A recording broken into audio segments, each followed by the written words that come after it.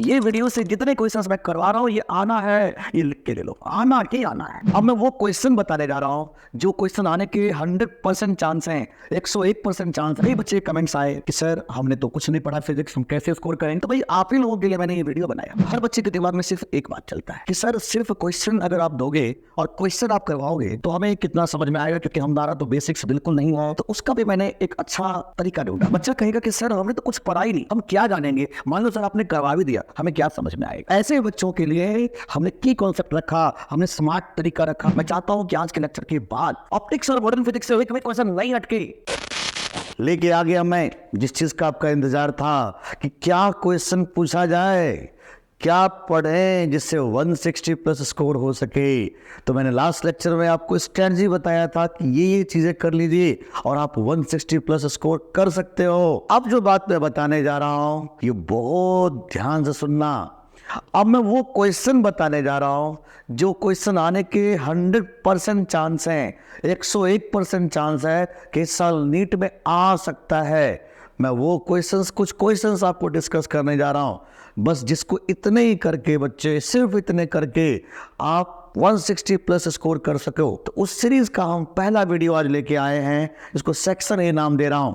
मैंने last lecture में बताया था सेक्शन ए के बारे में। सेक्शन ए में मैंने रखा ऑप्टिक्स और मॉडर्न फिजिक्स को। बच्चों ध्यान दीजिएगा, सिर्फ इतने करने से आपका स्कोर 52 स्कोर बन जाएंगे।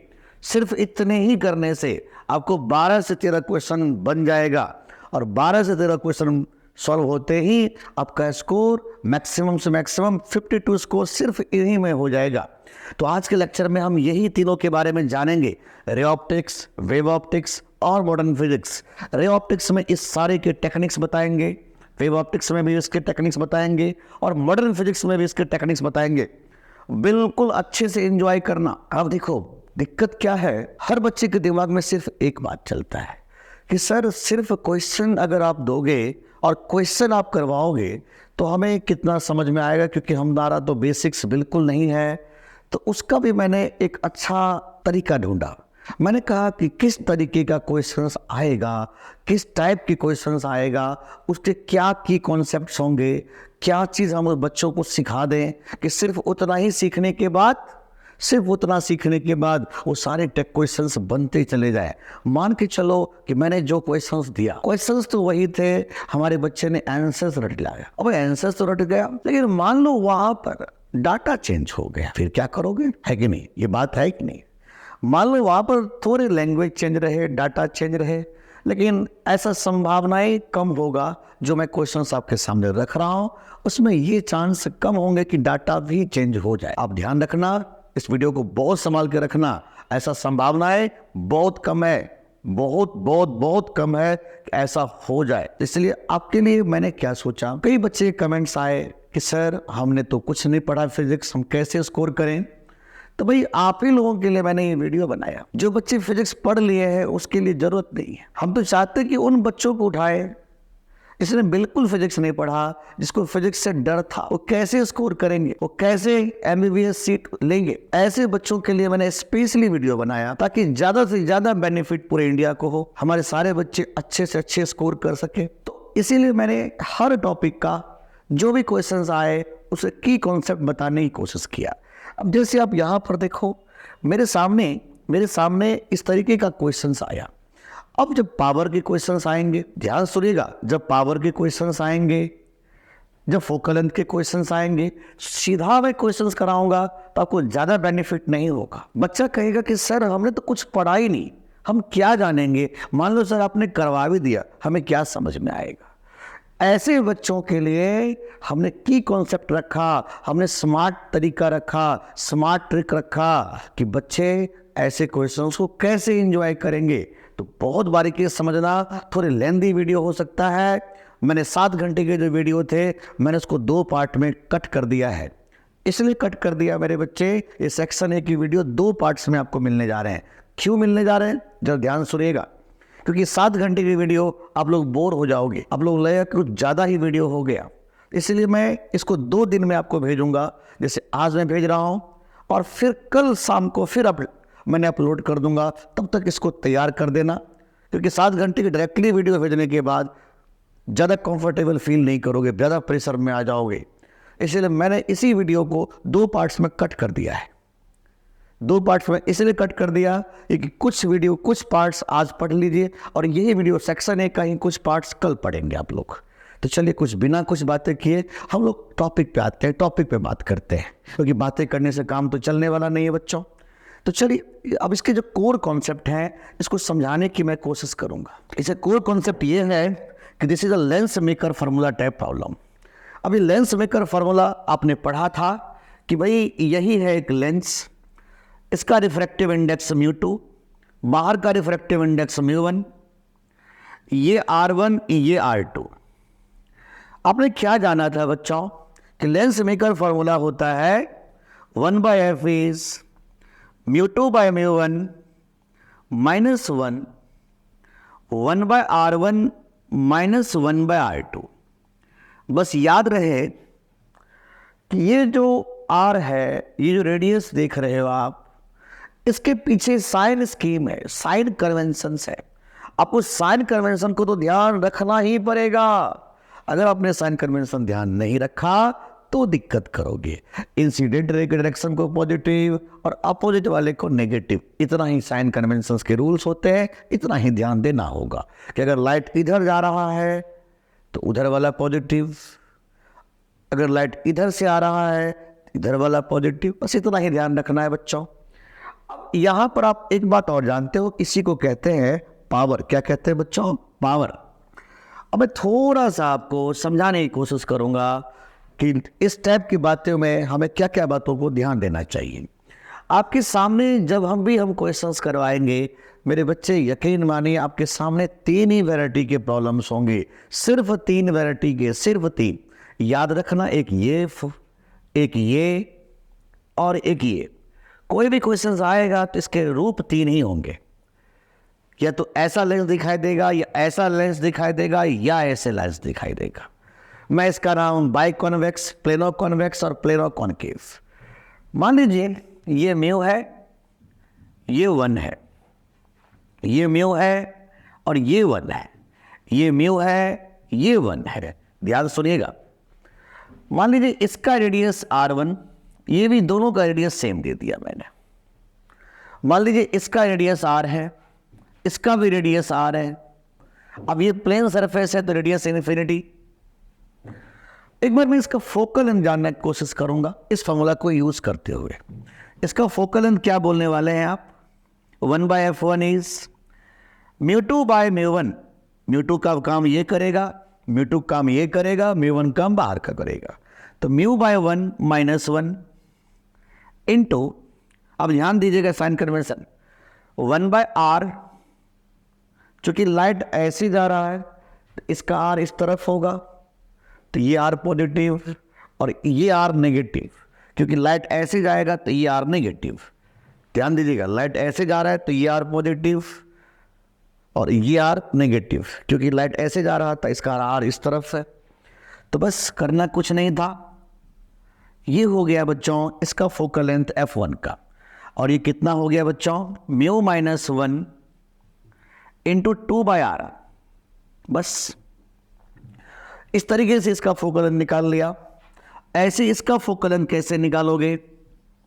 अब यहां पर आप देख सकते हो म्यू -1, μ/1 -1, 1/∞ माइनस में -r। इस तरीके से इसका भी फोकल लेंथ निकाल लेंगे। और ये कितना आ गया? Mu -1 into 1/r। अब ये हो गया इस लेंस का फोकल लेंथ, इसका फोकल लेंथ आ गया। अब इसका फोकल लेंथ कैसे निकालोगे? सिंपल जवाब 1/f3 कैसे निकालोगे? सिंपल वही बात, mu -1 1/∞ minus of plus r। इस तरीके से हम लेंस का फोकल लेंथ निकाल लेंगे। ध्यान दीजिएगा, लेंस के कोई भी, जैसे मैंने आज की जो पेपर देखा था, मैं आज जो पेपर देखा था जेईई मेन में बिल्कुल इसी पर सेकेंड शिफ्ट में बिल्कुल इसी पर क्वेश्चन दे दिया था। R1 दे रखा था, R2 दे रखा था, फोकल लेंथ वगैरह पूछा गया था। अब बताओ, इतना कोई आसान सा क्वेश्चन आ जाता है, बच्चा सोचता है यार इतना आसान सा क्वेश्चन सर क्यों करवा रहे हैं। अरे यही तो पूछना है, इसी फंडे को तो समझो।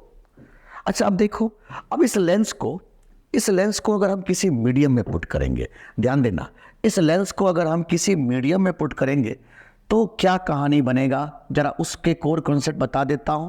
अगर इस लेंस को मैं किसी मीडियम में पुट कर देता हूं तो ध्यान देना, इसका रिफ्रैक्टिव इंडेक्स म्यू जी, और जिस मीडियम में पुट किया था उसका refractive index mu.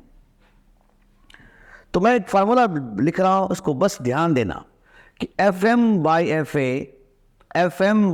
A is equal to mu G minus 1 into mu M divided by mu G minus mu M.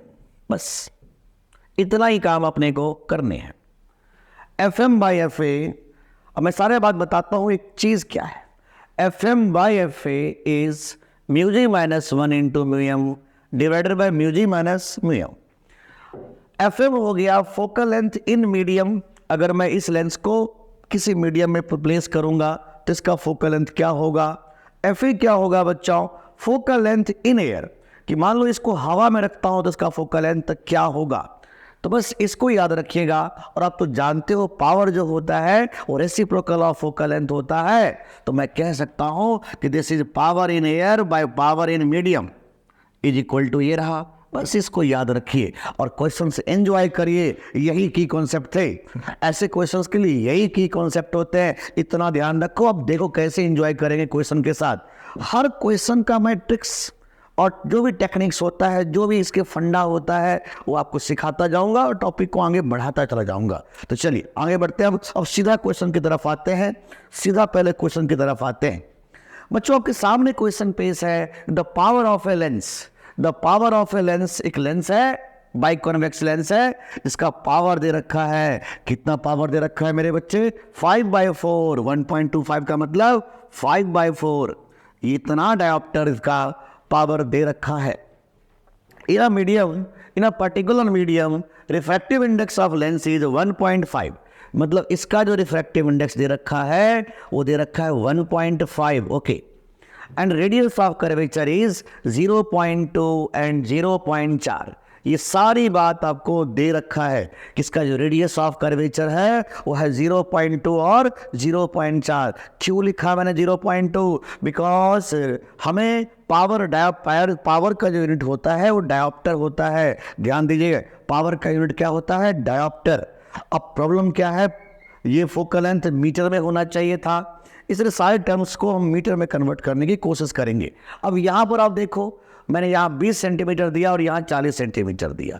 अब हमें पूछा गया कि रिफ्रैक्टिव इंडेक्स ऑफ सराउंडिंग कितना होगा, मतलब इसका वैल्यू बताओ कितना होगा। ये μ1 पूछा गया था। आपको बिल्कुल परेशान होने की जरूरत नहीं है। आप कैसे करते थे, 1/f is μ2/μ1 minus 1 into 1/r1 minus 1/r2। यही तो मेन फॉर्मूला था और तो कुछ था ही नहीं। अब देखो इसी को कहते थे पावर। यही समझाने की कोशिश किया था कि यही है पावर। अब मुझे बताओ, पावर दे रखा है 5/4। ध्यान देना, पावर दे रखा है बच्चों 5/4 इज इक्वल टू बच्चों, अब देख सकते हो कि इस लेंस का जो रिफ्रैक्टिव इंडेक्स है वो है 1.5। तो लिख दिया 1.5 बाय म्यू। नहीं पता, यही तो नहीं पता था कि इसकी रिफ्रैक्टिव इंडेक्स क्या था। यही μ1 हमें पता करना था, नाम दे दिया μ1 का value mu minus 1 into 1/r1 minus 1/r2। 1/0.2 minus में 0.4 माइनस में, क्योंकि आप जान रहे हो कि अगर लाइट इधर से जाएगा तो ये प्लस और ये माइनस। तो आप बस इसको सॉल्व कर दीजिए। तो 5/4 इज 1.5 बाय म्यू माइनस 1। और ये कितना हो गया बच्चों, ये कितना हो गया, एलसीएम 0.4 और ये ऊपर चला जाएगा तो ये हो जाएगा 3। ये 2 और 1 3। अब देख सकते हो कितना आसान हो गया। अब यहीं से सॉल्व कर दो। अब देख सकते हो 4 से 4 कैंसिल, 5 से 6 कैंसिल, तो बस हो गया। 1.5 का मतलब 3/2। तो 3/2 म्यू माइनस 1 इज 1/6। ये 6 इस तरफ जाएगा तो बस 3/2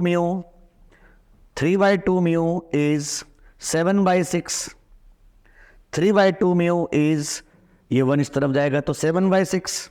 now look, the value of mu is 9/7. The value of mu is 9/7.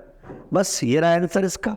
बिल्कुल आसान सा हमें फंडा यूज करना है कि सिंपल बेसिक फार्मूला कि 1/f is μ2/μ1 - 1 into 1/r1 - 1/r2. यही टेक्निक से हमें क्वेश्चंस कर लेना होगा. लेकिन ध्यान दीजिएगा, जब भी पावर का नाम लेगा तो कोशिश करना कि उस आर को जो सेंटीमीटर में दे रखा होगा उसको मीटर में जरूर कन्वर्ट कर लेना. कारण पावर का यूनिट क्या होता है? डायोप्टर. क्या होता है बच्चों? डायोप्टर. और फोकल लेंथ किस में होना चाहिए? मीटर में. इसलिए कोशिश रहे हमारा कि हम उस सेंटीमीटर को मीटर में कन्वर्ट कर लें. नहीं तो बच्चे तुम बाद में जाके गलती कर देते हो. इसको थोड़ा ध्यान से. चलो आगे बढ़ते हैं, अगले क्वेश्चन की तरफ आते हैं. आपके क्वेश्चन सामने. बहुत अच्छा क्वेश्चन नहीं आया, आसान सा क्वेश्चन है, बहुत ट्रिकी क्वेश्चन है. Double convex lens has power P and same radius of curvature of both the surface. The radius of curvature of surface of plano convex lens made up of same material with the power 1.5. आपको याद होगा मेरे बच्चे, power का formula दिया था 1/f is μ2/μ1 - 1, 1/r1 - 1/r2. थोड़ा ध्यान से समझिए. यहां पर नाम लिया डबल कॉन्वेक्स लेंस, जिसके पावर तो P था और रेडियस ऑफ कर्वेचर सेम था. तो मैं यही से लिख लेता हूं ये वाला केस को. इसका पावर P हो गया, इट इज μ2/μ1 - 1. और जब ये डबल कॉन्वेक्स लेंस है तो R1 और R2 दोनों बराबर है. तो मैंने अभी भी थोड़ी देर पहले आपको बताया था कि ये हो जाता था 2/r. अगर आप देखना चाहते हो तो आप यहाँ पर देख सकते हो. मैंने आपको बताया था 2/r, देख सकते हो. अगर R1 और R2 बराबर होगा तो 2/r. अगर मान लो प्लेनो कॉन्वेक्स या प्लेनो कॉन्वेक्स कॉनकेव लेंस होता है तो यहाँ सिर्फ R होता है. याद रहेगा मेरी बातें. इसको तो हमेशा याद रखिएगा कि अगर R1 R2 बराबर है तो 2/r यूज़ करना होता है यहाँ पर इस टर्म में. और अगर प्लेनो कॉन्वेक्स या प्लेनो कॉनकेव होता है तो 1/r यूज़ करना होता है इस जगह पे. याद रहेगा आपको. बस ये प्लस माइनस में थोड़े अंतर हो जाएंगे. चलो आगे बढ़ते हैं. अब इसको यूज़ करके फिर से देखते हैं. तो यहाँ पर क्या लिखने वाले हो? ये 2/r, क्योंकि ये डबल कॉन्वेक्स लेंस है और दोनों का रेडियस सेम था. अब हमें क्वेश्चन में क्या कह रहा है कि अब बताओ कि उसका ध्यान दो. The radius of curvature of a surface of plano convex lens made up of same material with the power 1.5. तो ये 1.5 P इज, ये तो सेम ही था, μ2/μ1 - 1. और ये हो जाएगा. अब चूंकि प्लेनो कॉन्वेक्स लेंस का नाम लिया तो अभी मैंने टेक्निक क्या बताया था कि प्लेनो कॉन्वेक्स लेंस में ये 1/r लेना होता है. तो 1/r मत बोलो, r' बोल दो, बस बात खत्म. इसको सॉल्व कर दो. जैसे सॉल्व करोगे तो ये से ये उड़ जाएगा. और हम क्या कह सकते हैं बच्चों? P से P cancel out. This is 3/2. 1.5 का मतलब 3/2. तो ये 2 ऊपर जाएगा और 3 नीचे आ जाएगा. Is equal to 2r' to से 2 cancel and the value of r' is मेरे बच्चे r/3. ओहो हो, कितना आसान क्वेश्चन था, कितना ज़्यादा आसान क्वेश्चन था. बस ये ध्यान दीजिएगा कि प्लेनो कॉन्वेक्स लेंस होगा तो ये वाला जो टर्म होगा ना, ये वाला टर्म, इसको 1/r कर देना. प्लेनो कॉनकेव होगा तो -1/r कर देना. और क्या दिक्कत है? इक्यू कॉन्वेक्स लेंस हो तो बस इसको 2/r कर देना. अगर वो R1 R2 सेम है तो ध्यान रहे. बहुत इंटरेस्टिंग बातें मैंने किया था, बहुत इंटरेस्टिंग बातें. इसको यूज करोगे बड़ी जल्दी जल्दी क्वेश्चंस यूं बनते चले जाएंगे.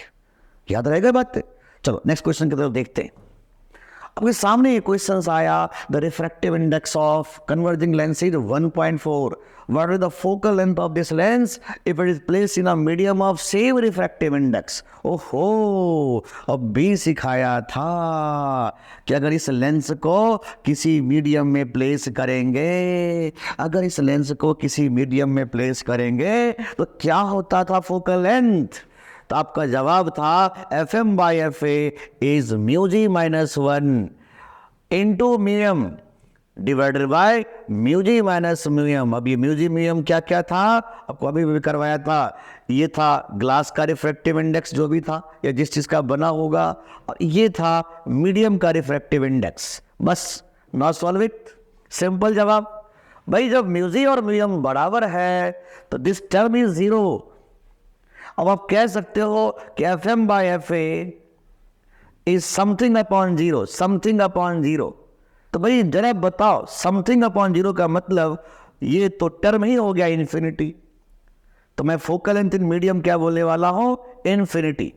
और वैसे भी समझ में आ रहा है कि भाई जब इसका मीडियम सेम हो जाए तो रिफ्रैक्शन होगा कैसे, यूं ही लाइट चला जाएगा, यूं। इसका मतलब इसका आंसर क्या लिखोगे, इनफाइनाइट। उम्मीद करता हूं बच्चे बहुत अच्छे से एंजॉय कर रहे होंगे। नेक्स्ट क्वेश्चन की तरफ आते हैं और फिर समझने की कोशिश करेंगे। क्या वे कह रहा है, the thin lens made up of glass of focal length F equal to 16 centimetre, okay, is immersed in a liquid of refractive index 1.42। ठीक है, कोई दिक्कत नहीं है, मैं सिंपल वही फॉर्मेट यूज करूंगा, F M by F A is mu G minus 1 into mu M divided by mu G minus mu M. बस यही तो हमें यूज करना है और तो कुछ सोचना ही नहीं है। हमें क्वेश्चन में क्या बोला गया, if it's focal length in liquid is f1, liquid में फोकल लेंथ f1 है, मतलब मीडियम में फोकल लेंथ f1 है। इसका मतलब हवा में फोकल लेंथ f दे रखा है, इसका मतलब यही तो कहोगे कि हवा में फोकल लेंथ f है और मीडियम में फोकल लेंथ f1 दे रखा है। अब आप बताओ, यहां दे रखा है कि म्यू जी का value 1.5, please check, mu G का वैल्यू कितना दे रखा है, 1.5, और उस मीडियम का रिफ्रैक्टिव इंडेक्स कितना था बच्चों, 1.42। हो और ये क्या होगा, 1.5 माइनस 1.42। बस सॉल्व कर दीजिए, और कुछ तो है कहाँ यार, कुछ भी नहीं है। अब तो क्या कहने वाले हो, 0.5 गुना 1.42 डिवाइडेड बाय 0.08, बस सॉल्व करना है और तो कुछ भी नहीं है। अब देख सकते हो ये हो गया लगभग 72 के आसपास, 71 72 के आसपास, डिवाइडेड बाय 8, लगभग जो हो गया वो 9 हो गया। तो मैं कह सकता हूं F1 बाई एफ इज लगभग 9, F1 बाई एफ इज लगभग 9। उम्मीद करता हूं आपको समझ में बहुत अच्छे से आ रहा होगा, अच्छे से एंजॉय कर रहे होगे, बहुत अच्छा मजा आएगा। आज तो भाई गया ये टॉपिक, आज तो 13 क्वेश्चन, मतलब 52 नंबर आपके जेब में रखूंगा। यही क्वेश्चन रख के जाना, यही क्वेश्चन देख के जाना, यही सारे क्वेश्चंस। अगर नंबर नहीं बनेंगे तो मेरे को बताना कि जहां सर आपने सही नहीं किया। फैला दो ये वीडियो को, फैला दो पूरे इंडिया में, दिखा दो अपनी ताकत। ये वीडियो से जितने क्वेश्चंस मैं करवा रहा हूं, ये आना है, ये लिख के ले लो, आना ही आना है। ये बहुत रिसर्च पॉइंट है, क्या आने वाले थे क्वेश्चंस, मैंने पूरी मेहनत किया इस पर, पूरे ट्रेंड देखा, किस तरीके से कौन से कॉन्सेप्ट्स को कितने साल के बाद कैसे रिपीट किया गया, क्या क्या टॉपिक, सब टॉपिक को रिपीट किया गया। ये सारे आधार पर वो मिला करते हुए मैं एक फाइनल नतीजे पे निकला था कि इस साल यही मेरा अनुमान था, यही क्वेश्चंस आने वाले हैं। तो वही सारे क्वेश्चंस मैं करवाने जा रहा हूं, बहुत ध्यान से देखिएगा वीडियो को, शुरू से लेकर लास्ट तक बहुत ध्यान से देखिएगा, एक एक पॉइंट्स को समझो। उसमें अगर कोई दिक्कत हो तो कमेंट बॉक्स में कमेंट करो कि सर ये बातें समझ में नहीं आया, ताकि मैं नेक्स्ट वीडियो में आपको और अच्छे से समझा सकूं उन छोटे छोटे पॉइंट्स को। तो चलो आगे बढ़ते हैं, अगले क्वेश्चन की तरफ आते हैं बच्चों। अब हमारे पास कॉम्बिनेशन ऑफ लेंस की बात हो रही है। अब ध्यान दीजिएगा, इसके की कॉन्सेप्ट बताने जा रहा हूं, ऐसा कॉन्सेप्ट बताऊंगा कि मजा आ जाएगा। कॉम्बिनेशन ऑफ लेंस पे जब क्वेश्चंस आएंगे तो भैया पूछना तो है, ये तो मान के चलो कि पूछना है। इसमें 2-3 बातें मैं आपको ना समझाऊंगा, सिर्फ 2-3 बातें बस। वो 2-3 बातें अगर मेरे बच्चे समझ गए इसके की कॉन्सेप्ट, तो बस क्वेश्चन अगर आग न लगा दो तुम क्वेश्चन में तो तुम बताना, आग लगा दोगे तुम ऐसे क्वेश्चन को, तुम ऐसे करोगे ऐसे, कोई कहाँ है क्वेश्चन ला। बस तुम ध्यान से पढ़ना, अच्छे से करना। देखो अच्छे से समझो, मेरे सामने में कॉम्बिनेशन ऑफ लेंस की बात होगी तो पहला क्वेश्चन इस प्रकार रहता है कि 2 लेंस को मिला दिया मैंने, इस लेंस का फोकल लेंथ f1, इस लेंस का फोकल लेंथ f2। तो भाई ये बताओ इसका इक्विवेलेंट फोकल लेंथ क्या होगा। Don't worry, 1 by F equivalent is 1 by F1 plus 1 by F2। याद रहे, अगर इसमें यहां पर और भी बातें करेगा और ढेर सारा लेंस दे देगा, कोई बात नहीं। 1 by F equivalent is 1 by F1 plus 1 by F2 dot dot dot dot dot dot dot dot dot, and you know this is the power. यही तो पावर है बच्चों। तो मैं ये भी कह सकता था कि power equivalent is P1 plus P2। अब जो बात करने जा रहा हूं सीधा स्मार्ट बच्चे स्मार्ट तरीके से कर लेते हैं। आपको ऐसा क्वेश्चंस लेंस सिस्टम में मिलने वाले हैं। इसका फोकल लेंथ F1 था, इसका फोकल लेंथ F2 था, दोनों के बीच के सेपरेशन D थे। अब अगर आपसे इक्विवेलेंट फोकल लेंथ पूछे तो क्या टेक्निक यूज करोगे? 1 by F equivalent is 1 by F1 plus 1 by F2 minus D by F1 F2। बस स्मार्ट बच्चे स्मार्ट तरीका। ये फॉर्मूला भाई आग लगा देगा आज। बड़े बड़े क्वेश्चंस जो कई स्टेप्स में बच्चे करते हैं, आग लगा देगा ये क्वेश्चन, आग लगाएगा ये कॉन्सेप्ट। बस ध्यान रखना। ये लगता है ना कि ऐसे ही है, बस ऐसे नहीं है। लेंस सिस्टम का तो मास्टर की है भाई। अगर लेंस सिस्टम दिख जाता है, ये लगा दो, यूं उड़ेगा, यूं। थोड़ा ध्यान देना। अब मैं एक बात और बताने जा रहा हूं जो कॉम्बिनेशन ऑफ लेंस में है, खास करके ऐसे क्वेश्चंस। आपको जो बात बताने जा रहा हूं उसको थोड़ा ध्यान से सुनिएगा। तो चलिए एक और स्मार्ट तरीका बताता हूं कि इस तरीके का लेंस आता है तो भाई हमें पूछा जाता है दो बातें। या तो कहेगा कि ऑब्जेक्ट को मैंने इतना डिस्टेंस पर रखा तो बताओ इमेज कहाँ बनेगा, या इसका सीधा फोकल लेंथ पूछा जाएगा। मैं आपको सीधा फोकल लेंथ निकालने सिखाने जा रहा हूं।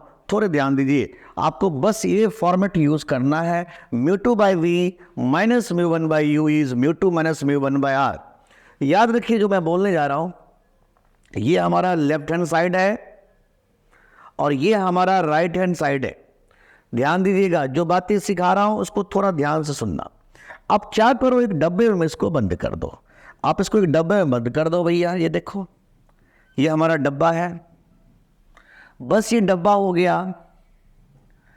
याद रखना, डब्बे के इस तरफ, मैं लेफ्ट हैंड साइड की बात कर रहा हूं, लेफ्ट हैंड साइड के लिए डब्बे के इस तरफ, इस डब्बे के इस तरफ जो हुआ वो μ1 हुआ, और इस डब्बे के उस तरफ जो हुआ वो μ2 हुआ।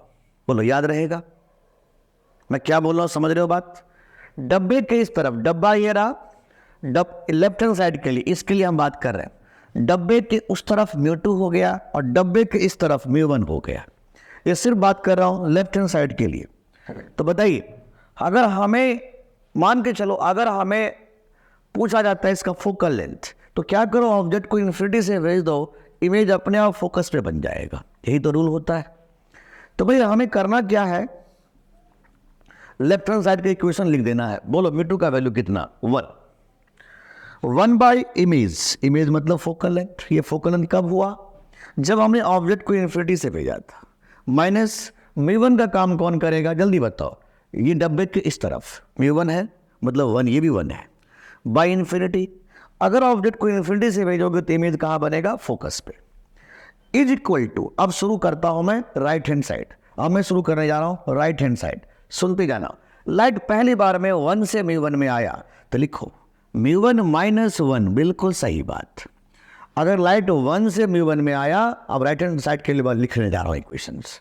1 से μ1 में आ रहा है तो μ1 माइनस 1 डिवाइडेड बाय r1। अब ये r1 प्लस में होगा, क्यों? इधर की बात है, लाइट ऐसे जा रहा था, इधर r1 होगा। अगर लाइट ऐसे जा रहा हो और इधर r हो तो नेगेटिव हो जाएगा। प्लस अब μ1 से μ2 में जा रहा है तो लिखिए μ2 माइनस μ1 बाय r2। फिर देखो μ2 से μ3 में जा रहा है तो μ3 माइनस μ2 बाय r3 प्लस, फिर सुनिएगा ध्यान से, अब μ3 से μ2 में देखो, μ2 से μ3 में चला गया, अब μ3 से μ4 में जा रहा है तो क्या लिखने वाले हैं, μ4 माइनस μ3 डिवाइडेड बाय, अब देखो इससे इसमें जा रहा है तो इस ये जो सरफेस होगा इसका r इस तरफ है तो ये लिख दोगे माइनस में r4 प्लस, अब इससे इसमें जा रहा है इसमें, अब इससे इसमें जा रहा है तो हम क्या बोलने वाले हैं, μ5 माइनस μ4 बाई माइनस r5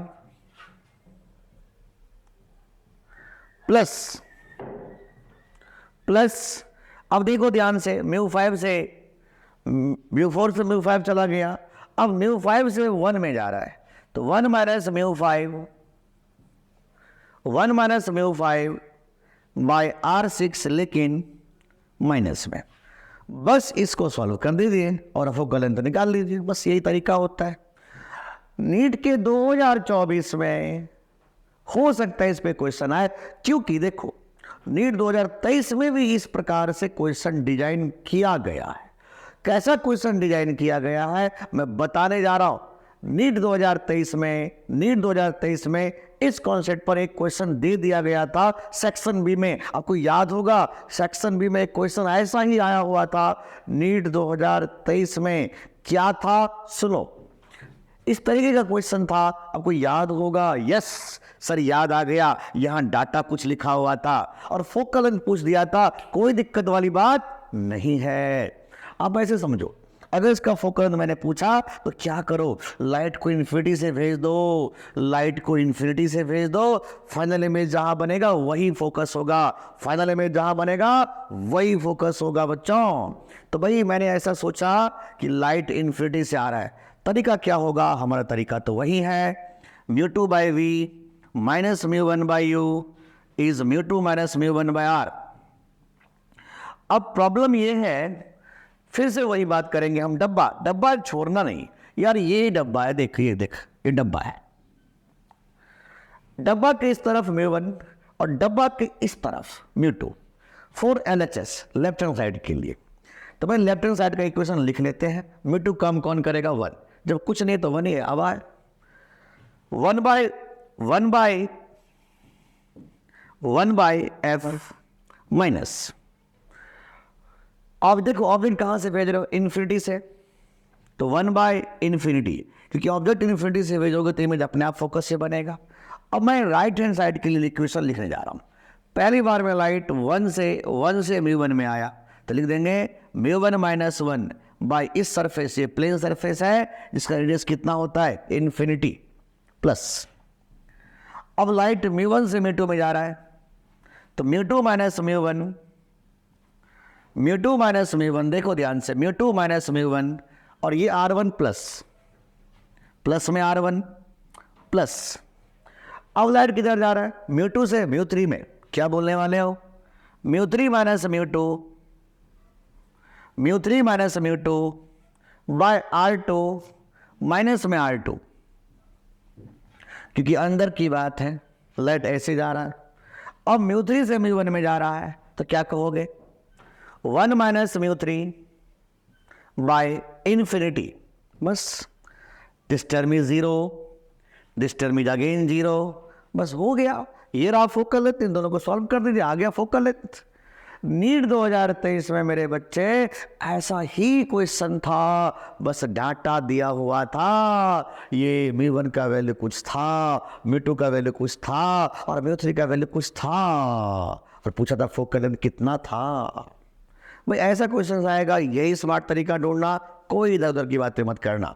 अब जैसे तुम्हारे सामने में फिर से एक क्वेश्चन दे दिया, मैंने कहा बता इसका फोकल लेंथ क्या होगा। लाइट यूं जा रहा था, भाई मान लो यहाँ हवाई है, यहाँ हवाई, तो बस फॉर्मेट यही यूज करना है। क्या फॉर्मेट होता है, μ2 by v minus μ1 by u is μ2 minus μ1 by r, बस यही फॉर्मेट था।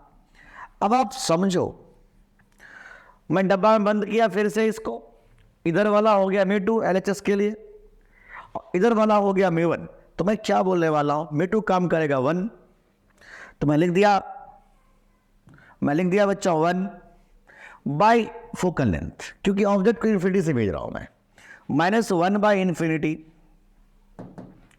इज इक्वल टू पहली बार में 1 से μ1 में जा रहा है, तो μ1 minus 1 by infinity, because this radius is infinity, plus अब आगे μ1 से μ2 में जा रहा है, तो μ2 माइनस μ1, μ1 से μ2 में जा रहा है तो μ2 माइनस μ1 बाय आर का वैल्यू माइनस में आर, प्लस μ2 से 1 में जा रहा है तो 1 माइनस μ2 बाय इन्फिनिटी, बस this term is zero, this term is zero, this term is zero, हो गया, आ गया फोकल लेंथ। तो भाई ऐसा क्वेश्चन आएगा, यू बना देना, क्या करना, यू बनाएंगे, कैसे, यू आना तो है भाई इस साल इस टाइप के क्वेश्चन, ये तो मान के चलो लेंस से 2 क्वेश्चन तो रहेंगे इस साल, ये तो मान लो, वीडियो को सेव कर लेना, सेव कर लेना, 2 क्वेश्चन तो इस साल आने हैं लेंस से। चलो थोड़े प्रैक्टिस करते हैं क्वेश्चंस पे, किस तरह के क्वेश्चन आएगा, क्या क्वेश्चन आएगा, किस तरह क्वेश्चन आएगा ये जान चुके हैं, अब क्या क्वेश्चन आएगा वो जानने की कोशिश करेंगे। तो देखो आपके सामने पेश है, ये देखो मैंने कॉम्बिनेशन ऑफ लेंस की बात किया है। भाई कॉम्बिनेशन ऑफ लेंस में हमें बोला गया कि 2 similar plane of convex lens, अच्छा बहुत अच्छा बहुत अच्छा बहुत अच्छा बच्चों, सिमिलर प्लेन ऑफ कॉन्वेक्स नाम ले लिया। तुम तो जानते हो कि प्लेन ऑफ कॉन्वेक्स लेंस होगा तो फोकल लेंथ अगर हम बात करें तो कहोगे μ2 by μ1 minus 1 into plane of convex lens है P1 by r, plane of convex lens है तो 1 by r, plane of convex lens था तो माइनस 1 बाय आर। अब तुम देखो यहां कह रहा है कि 2 similar plane of convex lens are combined together in different situations. तो भाई ये है कि ऐसा ऐसा लेंस था तो इसका फोकल लेंथ यही तो होगा, और अगर मैं इसको ऐड कर दूं, चाहे ऐसे ऐड करूं, चाहे ऐसे ऐड करूं, चाहे ऐसे ऐड करूं, उससे क्या मतलब है, उससे तो कोई मतलब नहीं है। जो फोकल लेंथ, बच्चों ध्यान दीजिएगा, जो फोकल लेंथ इसका होगा वही फोकल लेंथ इसका भी होगा, उसके ओरिएंटेशन पे थोड़ा डिपेंड कर रहा है यहाँ पर कि हम ऐसे लगाएं कि ऐसे रखें हैं, इसीलिए तीनों का फोकल लेंथ का कॉम्बिनेशन सेम होगा, इसमें कोई संदेह वाली बात नहीं है। ये भी दोनों एक ही है, दोनों एक ही है, दोनों को ऐसे कर दिया था, इसमें दोनों को ऐसे किया हुआ था, इसमें दोनों को ऐसे किया था, तो इससे कोई फर्क नहीं पड़ता। इसका जो फोकल लेंथ का रेशियो होगा वो होगा 1:1:1। उम्मीद करता हूँ समझ में बहुत अच्छे से आया होगा। सच्चाई तो यही है यार, लेंस तो यही है, तो इस लेंस को ऐसे रखो कि ऐसे रखो, क्या फर्क पड़ता है। तो नेक्स्ट क्वेश्चन की तरफ आते हैं। क्या कहना चाह रहा है कि भाई यही सेम फोटो है, बस रेडियस बाय फोकल लेंथ का वैल्यू पूछा जा रहा है। हमें कोई घबराने की जरूरत नहीं है बच्चों, हम कुछ ऐसा वही तरीका ढूंढेंगे जो हमने करते आया। और देखो तुम देख रहे हो ये प्लेन सरफेस है तो इसको लेना ही मत। क्यों नहीं लेना बच्चों, क्योंकि ये वैसे भी नीचे इन्फिनिटी हो जाएगा, 0 हो जाएगा, इसको भी मत लेना। तो बस सॉल्व कर दो, क्या लिखोगे, लाइट को इन्फिनिटी से भेज दो, इमेज जहाँ बनेगा वही फोकस होगा। तो भाई इन्फिनिटी से भेजा मैंने लाइट को, तो मैंने क्या देखा, इधर μ1 ये μ1 और इधर μ2 हो जाएगा, तो ये काम करेगा 1, तो 1 बाय फोकल लेंथ माइनस इधर वाला 1 बाय इन्फिनिटी इज, इसको लेना नहीं है, सीधा ये दिखा दो, μ2 माइनस μ1 बाय माइनस आर। तो अब यहाँ पर आप समझ सकते हो कि 1/f जो आया है वो कुछ ऐसा आ गया बच्चों, μ1 माइनस μ2 बाय आर। लेकिन हमसे क्या पूछा कि r/f, तो बताइए r/f क्या हो गया, सिंपल μ1 में से μ2। उम्मीद करता हूँ आपको समझ में बहुत अच्छे से आ गया होगा, μ1 में से μ2, ये रहा सी ऑप्शन। बिल्कुल आसान सा कॉन्सेप्ट होता है, बस इसको यूज करिए और एंजॉय करिए। एक क्वेश्चन मैं इस पे और कराता हूँ जो बहुत अति संभावित क्वेश्चन होगा इस साल के लिए, अगर आ सके तो हो सकता है डाटा भी यही रहेगा, may be not must be, may be, ये हमारी सिर्फ संभावनाएं दिखाई देता है, हम ये सिर्फ हमारी थिंकिंग है कि ऐसे पूछने जा रहा है। ध्यान रखिएगा, ये हमारी सिर्फ एक प्रेडिक्शन है, जो मेरा अपना अनुभव है इस फील्ड में, उसके आधार पे मैं बता रहा हूँ कि ये पूछने जा सकता है। 99.99% नहीं, 101% पूछने जा सकते हैं। लेकिन सिर्फ ये मेरा अनुमान है, ये मेरा अपना अनुभव है। इसलिए हर कॉन्सेप्ट को बहुत अच्छे से करिए कि अगर ये क्वेश्चन नहीं दिया तो डाटा चेंज कर देगा, न्यूमेरिकल वैल्यू चेंज कर देगा, लैंग्वेज चेंज कर देगा, लेकिन कॉन्सेप्ट वही के वही रहेंगे। ये गठरी बांध लीजिए, ये याद कर लीजिए आप। चलिए नेक्स्ट क्वेश्चन की तरफ देखते हैं। एक छोटा सा क्वेश्चन और फिर आगे बढ़ेंगे। अब यहाँ पर एक दो क्वेश्चन हमें और करने की जरूरत पड़ गया। Two identical thin plane of convex glass each having radius of curvature p centimetre. अब देखो प्लेन ऑफ कॉन्वेक्स है, प्लेन ऑफ कॉन्वेक्स है। अब ये रहा प्लेन ऑफ कॉन्वेक्स, ठीक है, बहुत अच्छा। और दोनों के जो सेंटर है इन कांटेक्ट में है, मतलब कुछ कहानी ऐसा दिखाई दे रहा है। ध्यान दीजिए, two identical thin plane of convex lens, दोनों की रिफ्रैक्टिव इंडेक्स 1.5 है, बहुत अच्छी बात। और रेडियस जो है वो 20 था, ये भी बहुत अच्छी बात है भाई, चलो बहुत अच्छी बात। और दोनों को ऐसे कांटेक्ट में लाया कि सेंटर पे दोनों कांटेक्ट में है और इसके जो इंटरवेनिंग स्पेस है, मतलब ये कहानी बहुत अच्छा कहानी दिखाई दे रहा है भाई। इसके जो इंटरवेनिंग स्पेस है, ये स्पेस है, ये स्पेस है, this is the intervening space. यहां क्या किया गया, अकॉर्डिंग टू क्वेश्चन, कुछ लिक्विड को फिल कर दिया जिसका रिफ्रैक्टिव इंडेक्स 1.7 थे। तो बोला गया कि focal length of the combination क्या होगा। क्या यार, क्या लॉलीपॉप क्वेश्चन है, सिंपल सा जवाब दो, सिंपल सिंपल बात कर लेते हैं। अगर फोकल लेंथ पूछा तो लाइट को इन्फिनिटी से भेज दो, इमेज जहां बनेगा वही फोकस होगा। शुरू करते हैं। म्यू2 काम करेगा 1 बाई फोकल लेंथ, म्यू1 का काम करेगा 1 by infinity is equal to, ये लेना नहीं है, सिखाया था मैंने, सिखाया था ना भाई, प्लेन सरफेस मत लो क्योंकि अपॉन इन्फिनिटी हो जाएगा, 0 हो जाएगा। आगे बढ़ो, 1.5 से 1.7 में जा रहे हैं, तो 1.7 माइनस 1.5 बाय आर जो हो गया वो -20 हो गया, प्लस अब 1.7 से 1.5 में जा रहे हो तो 1.5 माइनस 1.7 डिवाइडेड बाय बच्चों +20 या -20, +20 ये +20 आ जाएगा बच्चों, ये लेना नहीं है, सीधा सीधा बात कर लो। ये 1/∞, वाई ये 0 हो जाएगा, 1/f is 0.2 by -20, 0.2 by 20 minus में, और यहाँ भी वही बात, माइनस में 0.2 माइनस में 0.2 बाई 20, तब देख सकते हो क्या आ गया, 1/f इज बच्चों 1/f इज माइनस में 0.4 बाई 20, 1/f इज माइनस में 0.4 बाई 20, और आप कह सकते हो कि ये हो गया -50 सेंटीमीटर। क्या आपको लग रहा है ये क्वेश्चन बहुत अच्छा था? नहीं अच्छा था यार, बिल्कुल अच्छा नहीं था।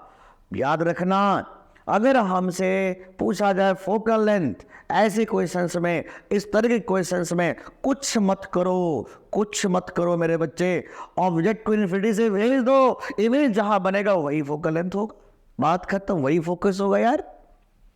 फिर बात करो, एक प्रॉब्लम मैं चाहता हूं इस तरीके का लो, जो ऐसा क्वेश्चंस हो जिसमें हमें इमेज डिस्टेंस से पूछा जाए। तो कोई इशू नहीं है यार, यहां पर क्वेश्चन को समझो। Biconvex lens is formed with two thin plane of convex lens as shown in the figure. अब मैं फिगर मिसिंग था, मैं यहां पर फिगर बना देता हूं, जिसका रिफ्रैक्टिव इंडेक्स इधर था 1.5। ये जेई में क्वेश्चन पूछा हुआ एडवांस में, हो सकता है इस साल एग्जैक्ट सेम क्वेश्चन ये बिल्कुल टिप दे, ऐसे बिल्कुल ये 1.5 और इधर दे रखा है 1.2। इसका रेडियस दे रखा है 14 और इसका भी रेडियस दे रखा है 14। कह रहा कि for this by convex lens for an object distance of 40 centimetre, for an object distance of 40 centimetre, ये दे रखा है 40 सेंटीमीटर, इमेज कहाँ बनेगा? कोई घबराने की जरूरत नहीं है बच्चों, कोई घबराने की जरूरत नहीं है। बस अंतर क्या हुआ कि फोकल लेंथ नहीं पूछा, इमेज डिस्टेंस पूछा। क्या दिक्कत है भाई? ऑब्जेक्ट को जो इन्फिनिटी से भेज देते हो, यहां पर -40 लग दी तो बस हो गया, जो इमेज बनेगा वही। पहले क्या होता था, ऑब्जेक्ट को इन्फिनिटी से रखते थे तो भाई जो इमेज बनता था वो फोकस से बनता था, तो इसीलिए मैं डायरेक्टली फोकस लिख देता था, फोकल लेंथ लिख देता था। अब क्या है कि मेरे को ऑब्जेक्ट डिस्टेंस अब पता है, तो इमेज डिस्टेंस को तो मैं फोकस नहीं कह सकता हूँ, इमेज डिस्टेंस को वी कह दूंगा, बात खत्म। अब यहाँ पर देखो आप, μ2 by v minus μ1 by u is μ2 minus μ1 by r. Now solve it. बहुत ही सिंपल सा बात करता हूं मैं यार। ये देखो पहले RHS लिख लेता हूं, ये 1 है, ये भी 1 है, तो 1 बाई फाइनल इमेज माइनस μ1 का काम कौन करेगा, 1 by minus 40 is equal to, minus 40 क्यों लिख रहा हूं, ऑब्जेक्ट डिस्टेंस मैंने नेगेटिव ले लिया, मैंने होता ही है, इक्वल टू, अब ये 1 से 1.5 में जा रहा है बच्चों, तो 1.5 माइनस 1 बाई प्लस में 14। अब इस प्लेन सरफेस को तो लेना नहीं है, मैं सिखाया था, रेडियस इन्फिनिटी हो जाता है। अब 1.2 से 1 में जा रहा है, तो 1 माइनस 1.2 बाई माइनस में 14, माइनस में 14। No solve it, 1 by v plus में 1 बाई 40 इज, ये क्या हो गया बच्चों, 0.5 बाई 14, और वो क्या हो गया बच्चों, 0.2, आप देख सकते हो 0.2 बाई 14। नाउ सॉल्व इट, इसको जैसे ही सॉल्व करोगे तो डाटा क्या मिलेगा बच्चों, देख सकते हो 0.7 बाई 14, 0.7 बाई 14। नाउ इसको सॉल्व करके आप वैल्यू निकाल सकते हो, इसका वैल्यू आएगा 40 सेंटीमीटर। उम्मीद करता हूं आपको समझ में बहुत अच्छे से आ रहा होगा। तो चलिए अब हम अगले टॉपिक पे आते हैं। अब जो बात मैं करने जा रहा हूँ वो बहुत इंपॉर्टेंट साबित होगा, बहुत बहुत बहुत इंपॉर्टेंट साबित होने वाला है। अब इसको थोड़े ध्यान से पढ़िएगा, बिल्कुल स्मार्ट तरीका बताऊंगा, बिल्कुल स्मार्ट तरीका। अब क्वेश्चंस को थोड़े और लेवल पे ले जाओ।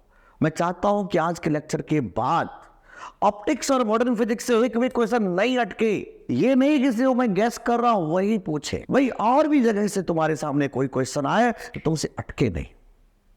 ऐसे पढ़ के जाना, आज ऐसे वीडियो को अच्छे से पढ़ के जाना, पूरे वीडियो को पूरे फैला दो, मैक्सिमम से मैक्सिमम शेयर कर सको, ताकि हर जगह मेरा वीडियो पहुंचे और पता लगे कि जहां सर जो पढ़ाते हैं वही चीज है जो एग्जाम में आते हैं।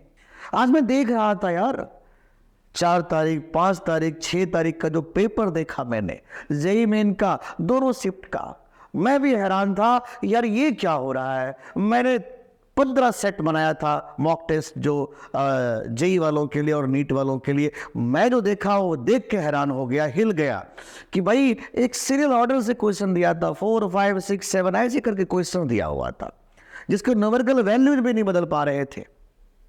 तो अगर मेरे बच्चे आप अगर ध्यान से करोगे, अच्छे से करोगे, तो बताओ क्या आप अच्छे से एग्जाम नहीं दे सकते हो? भैया बोलने से सिलेक्शन नहीं होने वाला है। सिर्फ बोल दूंगा कि नहीं 160 प्लस आ जाएगा, तो कभी नहीं आएगा 160। ऐसे करना पड़ेगा, जमीनी काम करो। इस वीडियो को बार बार देखो, बार बार उसको रिवाइज करो, चीजों को जब जब मौका मिले उसको रिवाइज करो, एक एक फंडे को समझो। मैं आपके एग्जाम से पहले, मेरा वादा है, मैं आपके एग्जाम से पहले, 5 तारीख का एग्जाम है, 5 तारीख से पहले मैं कोशिश करूंगा कि 25 तारीख के आसपास मैं 4 सेट आपको दे दूं। जो 4 सेट मैंने आप लोगों को बनाया, section A, section B, section C और सेक्शन डी, बस ये 4 सेट से आप सारे क्वेश्चन बना लो और दिखा दो। कुछ बच्चे ने कमेंट किया कि सर मैंने तो 0 नंबर ला रहा था, क्या मेरा 160 आ सकता है? मैंने एक बहुत सिंपल जवाब दिया कि भाई देखो, 0 नंबर वाले 160 प्लस आए, ये थोड़ा टफ तो है, असंभव नहीं है, असंभव बिल्कुल नहीं है। क्यों नहीं ला सकते भाई? जब तुमने जग गया कि नहीं मेरे को करना है, करना है, करना है, यही बात मेरे बच्चे, मैं हर वक्त बच्चों को समझाता रहता हूं कि भाई अब जब भी बच्चे +1 में आते हैं तो समझाने की कोशिश करता हूं कि ये जो एज है इसमें बहुत ज़्यादा फ्लक्चुएशंस होंगे पढ़ाई। आप बिल्कुल स्थिर रहो, सारी दुनियादारी को छोड़ दो, 2 साल लग जाओ। बच्चे नहीं मानते, बच्चे भाई यंग है, नहीं मानते। अब नतीजा ये होता है कि जब एंट्रेंस का टाइम आता है, दिमाग में बिल्कुल फोबिया आता रहता है कि मैं क्या करूं, कैसे होगा, और फिजिक्स की वजह से ही सिलेक्शन रुकता है। सब जानते हो, फिजिक्स की वजह से सिलेक्शन रुकता है, ये तो सिलेक्शन रोकने वाला सब्जेक्ट ही है। बस यही है, ये भी ध्यान रखना, इसके नेगेटिव पक्ष पे मत बात करो। यही वो सब्जेक्ट है जो सिलेक्शन देता भी है। तुम कितना भी स्कोर कर लो, अगर फिजिक्स में स्कोर नहीं है तो आप क्वालिफाई नहीं कर पा रहे हो यार। इसलिए एक एक पॉइंट्स को बहुत अच्छे से समझो। मैं बातें ज़्यादा नहीं करना चाहता हूँ, क्योंकि ये क्लास बातें करने के लिए नहीं बना है। ये क्लास बिल्कुल एनर्जेटिक रहना है, और एनर्जेटिक तरीके से बस कर देना है क्वेश्चंस को। चलिए बिना कुछ बातें के आगे बढ़ते हैं। तो देखो बच्चों, लेंस सिस्टम जब आपके सामने आए, लेंस सिस्टम जब आपके सामने आए मेरे बच्चे, तो हमें इस पे क्वेश्चंस करने होंगे। थोड़ा ध्यान दीजिए। ध्यान क्या दीजिए, आपको लेंस मेकर फार्मूला के साथ साथ मैंने एक दो चीज़ें और समझाया था। मैंने समझाया था कि अगर लेंस हो और एक लेंस और हो, तो इस वक्त क्या करो, अगर दोनों के बीच के सेपरेशन मेरे बच्चे डी हो, अगर दोनों के बीच के सेपरेशन डी हो, तो आपको मैंने तरीका बताया था कि 1/f is 1/f1 plus 1/f2 minus d/f1f2। आपको याद होगा, यही बातें मैंने आपको बताया था। बस इस फंडे को यूज करो। अब देखो कैसे इस फंडे को यूज करने जा रहे हैं। आपके सामने स्क्रीन पर एक छोटा सा क्वेश्चन आया, लेकिन पहले मैं इसको थोड़ा सा और इस तरह के क्वेश्चंस देखने जा रहा हूं। अब यहाँ पर आप देखो क्या कह रहा है। पहले उस कॉन्सेप्ट को मैं उस टाइप के क्वेश्चंस को कर देता हूँ, फिर वो वाला क्वेश्चन, फिर ये वाला क्वेश्चन लाता हूँ, क्योंकि इसमें थोड़े और कैलकुलेशंस होंगे। तो पहले इस टाइप क्वेश्चंस को मैं थोड़ा, जो ट्रिकी क्वेश्चन था पहले उसको करवाता हूँ। क्या कह रहा है, कॉन्वेक्स लेंस ए, एक कॉन्वेक्स लेंस है जिसका नाम था ए, जिसका फोकल लेंथ है 20 सेंटीमीटर। इसका फोकल लेंथ दे रखा है 20 centimetre, and a concave lens B of focal length 5 centimetre. ये कॉनकेव लेंस है जिसका फोकल लेंथ दे रखा है बच्चों 5 centimetre, are kept along the same axis with a distance D apart. If a parallel beam of light, एक parallel beam of light है यार, देखो, a parallel beam of light falling on a living being as parallel beam। अब इसका क्या मतलब है, ये आया और फिर ये फाइनल इमेज इन्फिनिटी में बन गया। इसका मतलब ये जो इक्विवेलेंट इसका जो फोकल लेंथ होगा, जो इक्विवेलेंट फोकल लेंथ होगा, उसका वैल्यू ही इन्फिनिटी होगा। भाई लाइट तो कभी रिफ्लेक्शन हुआ ही नहीं है, सोच के देखो, अंदर में कुछ भी हो रहा हो, ऐसे आया था ऐसे चला गया था, मतलब इसका जो कंबाइन फोकल लेंथ होगा वो इन्फिनिटी होगा। मैंने बोला ऐसे क्वेश्चंस को यूं ही कर दो, यूं कर दो। कैसे करोगे बच्चों यूं, जरा सोचो। मैंने क्या सिखाया था मेरे बच्चे, कि 1/f is equivalent is 1/f1 1/f2 minus d/f1f2। बस सॉल्व कर दो। f इक्विवेलेंट इन्फिनिटी है तो दिस टर्म इज 0, लड्डू। 1/f1 is 1/20, 1/f2 is minus में 1/5 because f is -5, you know, minus d upon f1 f2 20 गुना 5 मतलब 100 माइनस में 100। Now solve it, d/100 plus में, क्योंकि ये प्लस हो गया और वो उस तरफ जाएगा, तो 1/5 माइनस 1/20 कितना हो गया, एलसीएम बता दो, 20, 5 4 1 3, तो d/100 20 5 इज 15 सेंटीमीटर। तो उम्मीद करता हूं आपको समझ में आ गया होगा। भाई ऐसे क्वेश्चंस आने थे, बहुत आसानी से हम लोगों ने कर लिया। अगर इस तरीके के अप्रोच आपको रहेंगे तो यूं ही बन जाएगा। नहीं तो बच्चे जनरली क्या करता है, पहले इसका निकालता है जो आता है, फिर इसको सॉल्व करता है 1/v minus 1/u is 1/f वाले फार्मूला से, वो थोड़ा लेंदी हो जाता है। भाई प्रॉब्लम क्या है कि हम क्वेश्चन किस अंदाज में करते हैं ये जरूरी है। क्वेश्चंस तो सारे करते हैं, कितने सेकंड में करते हो यही तो मायने रखता है। भाई हम अगर बहुत ज्यादा समय लगाएं क्वेश्चंस पे तो हम कैसे क्वालिफाई कर सकते हैं। इसलिए थोड़े से स्थिरता रखो, आराम से बना क्वेश्चंस बनते ही चले जाएंगे। चलो आगे बढ़ते हैं। फिर से मैंने क्वेश्चन रखा। अब यहां पर देखो, what should be the value of distance d so that final image is formed on the object itself? कोई घबराने वाली बात नहीं है। Final image is formed on the object itself. आप तो जानते हो ना बच्चों, 1/f का फॉर्मूला क्या होता है? 1/f1 1/f2 minus d/f1 f2। आप ये बात भी जानते हो, ये जो 1/f होता है वो 1/v माइनस 1/u होता है। अब ये मत बोलना कि नहीं आता, आता है यार। Is equal to 1/f1 1/f2 minus d/f1 f2। ये भी बात ठीक है। हमें कह रहा है जहां ऑब्जेक्ट है वहीं पर इमेज बने। तो भाई अब मान लो ऑब्जेक्ट इमेज जो है वो -10 पे बना और ऑब्जेक्ट भी है -10 पे, तो ये टर्म ही 0 हो जाएगा। ये टर्म तो कैंसिल आउट हो गया। Is equal to 1/f1 plus 1/f2 minus d/f1 f2। बस सॉल्व कर देना है इसको। मुझे बता दीजिए 1/f1 plus 1/f2 is d/f1 f2। बस सॉल्व, इतना ही सॉल्व करना था हमें। इस टर्म को इधर लेके चला गया। अब मुझे बता दो f1 कितना था बच्चों? 10। तो 1/10 माइनस 1/20, बिकॉज ये 20 है माइनस में। ठीक है, बहुत अच्छा। डिवाइड इक्वल टू d/20 गुना 10 माइनस 200। No solve it. कितना हो गया बच्चों? 1/10 माइनस 1/20 माइनस ये क्या हो जाएगा? 1/20। तो 1/20 इज d/, माइनस 200। आप समझ पा रहे हो? 1/10 माइनस 1/20 इज d/200 माइनस में। तो भाई आप कह सकते हो कि जो d का जो वैल्यू आया वो 10 आ गया, जो d का जो वैल्यू आएगा वो 10 आ जाएगा। तो बच्चों अगले टॉपिक पे आते हैं हम लोग। इसमें हम लोग रिफ्रैक्शन की बात करेंगे, रिफ्रैक्शन एट प्लेन सरफेस, और खास करके प्रिज्म जैसे टॉपिक रिफ्रैक्शन प्लेन सरफेस पर। तो चलिए बिना कुछ बातें किए टॉपिक आगे बढ़ाया जाए। तो बच्चों रिफ्रैक्शन को समझने से पहले छोटी छोटी बातों को हमें समझना पड़ेगा। अब जैसे आप यहाँ पर देखो, आप मैंने कहा एक 2 मीडियम है, ऊपर ये मीडियम 1 और ये मीडियम 2। बहुत ही ध्यान समझिएगा, जो बातें मैं समझाने जा रहा हूँ उसको थोड़े ध्यान समझिएगा। मेरे कहने का मतलब ये है, 2 मीडियम दिखाया मैंने आपको, मीडियम 1 और मीडियम 2। ये हमारा मीडियम्स था, इधर मीडियम 1 रखा मैंने, इधर मीडियम 2 रखा मैंने। मान लीजिए कि ये सेपरेशन है x1, ये थिकनेस है, और ये थिकनेस है x2।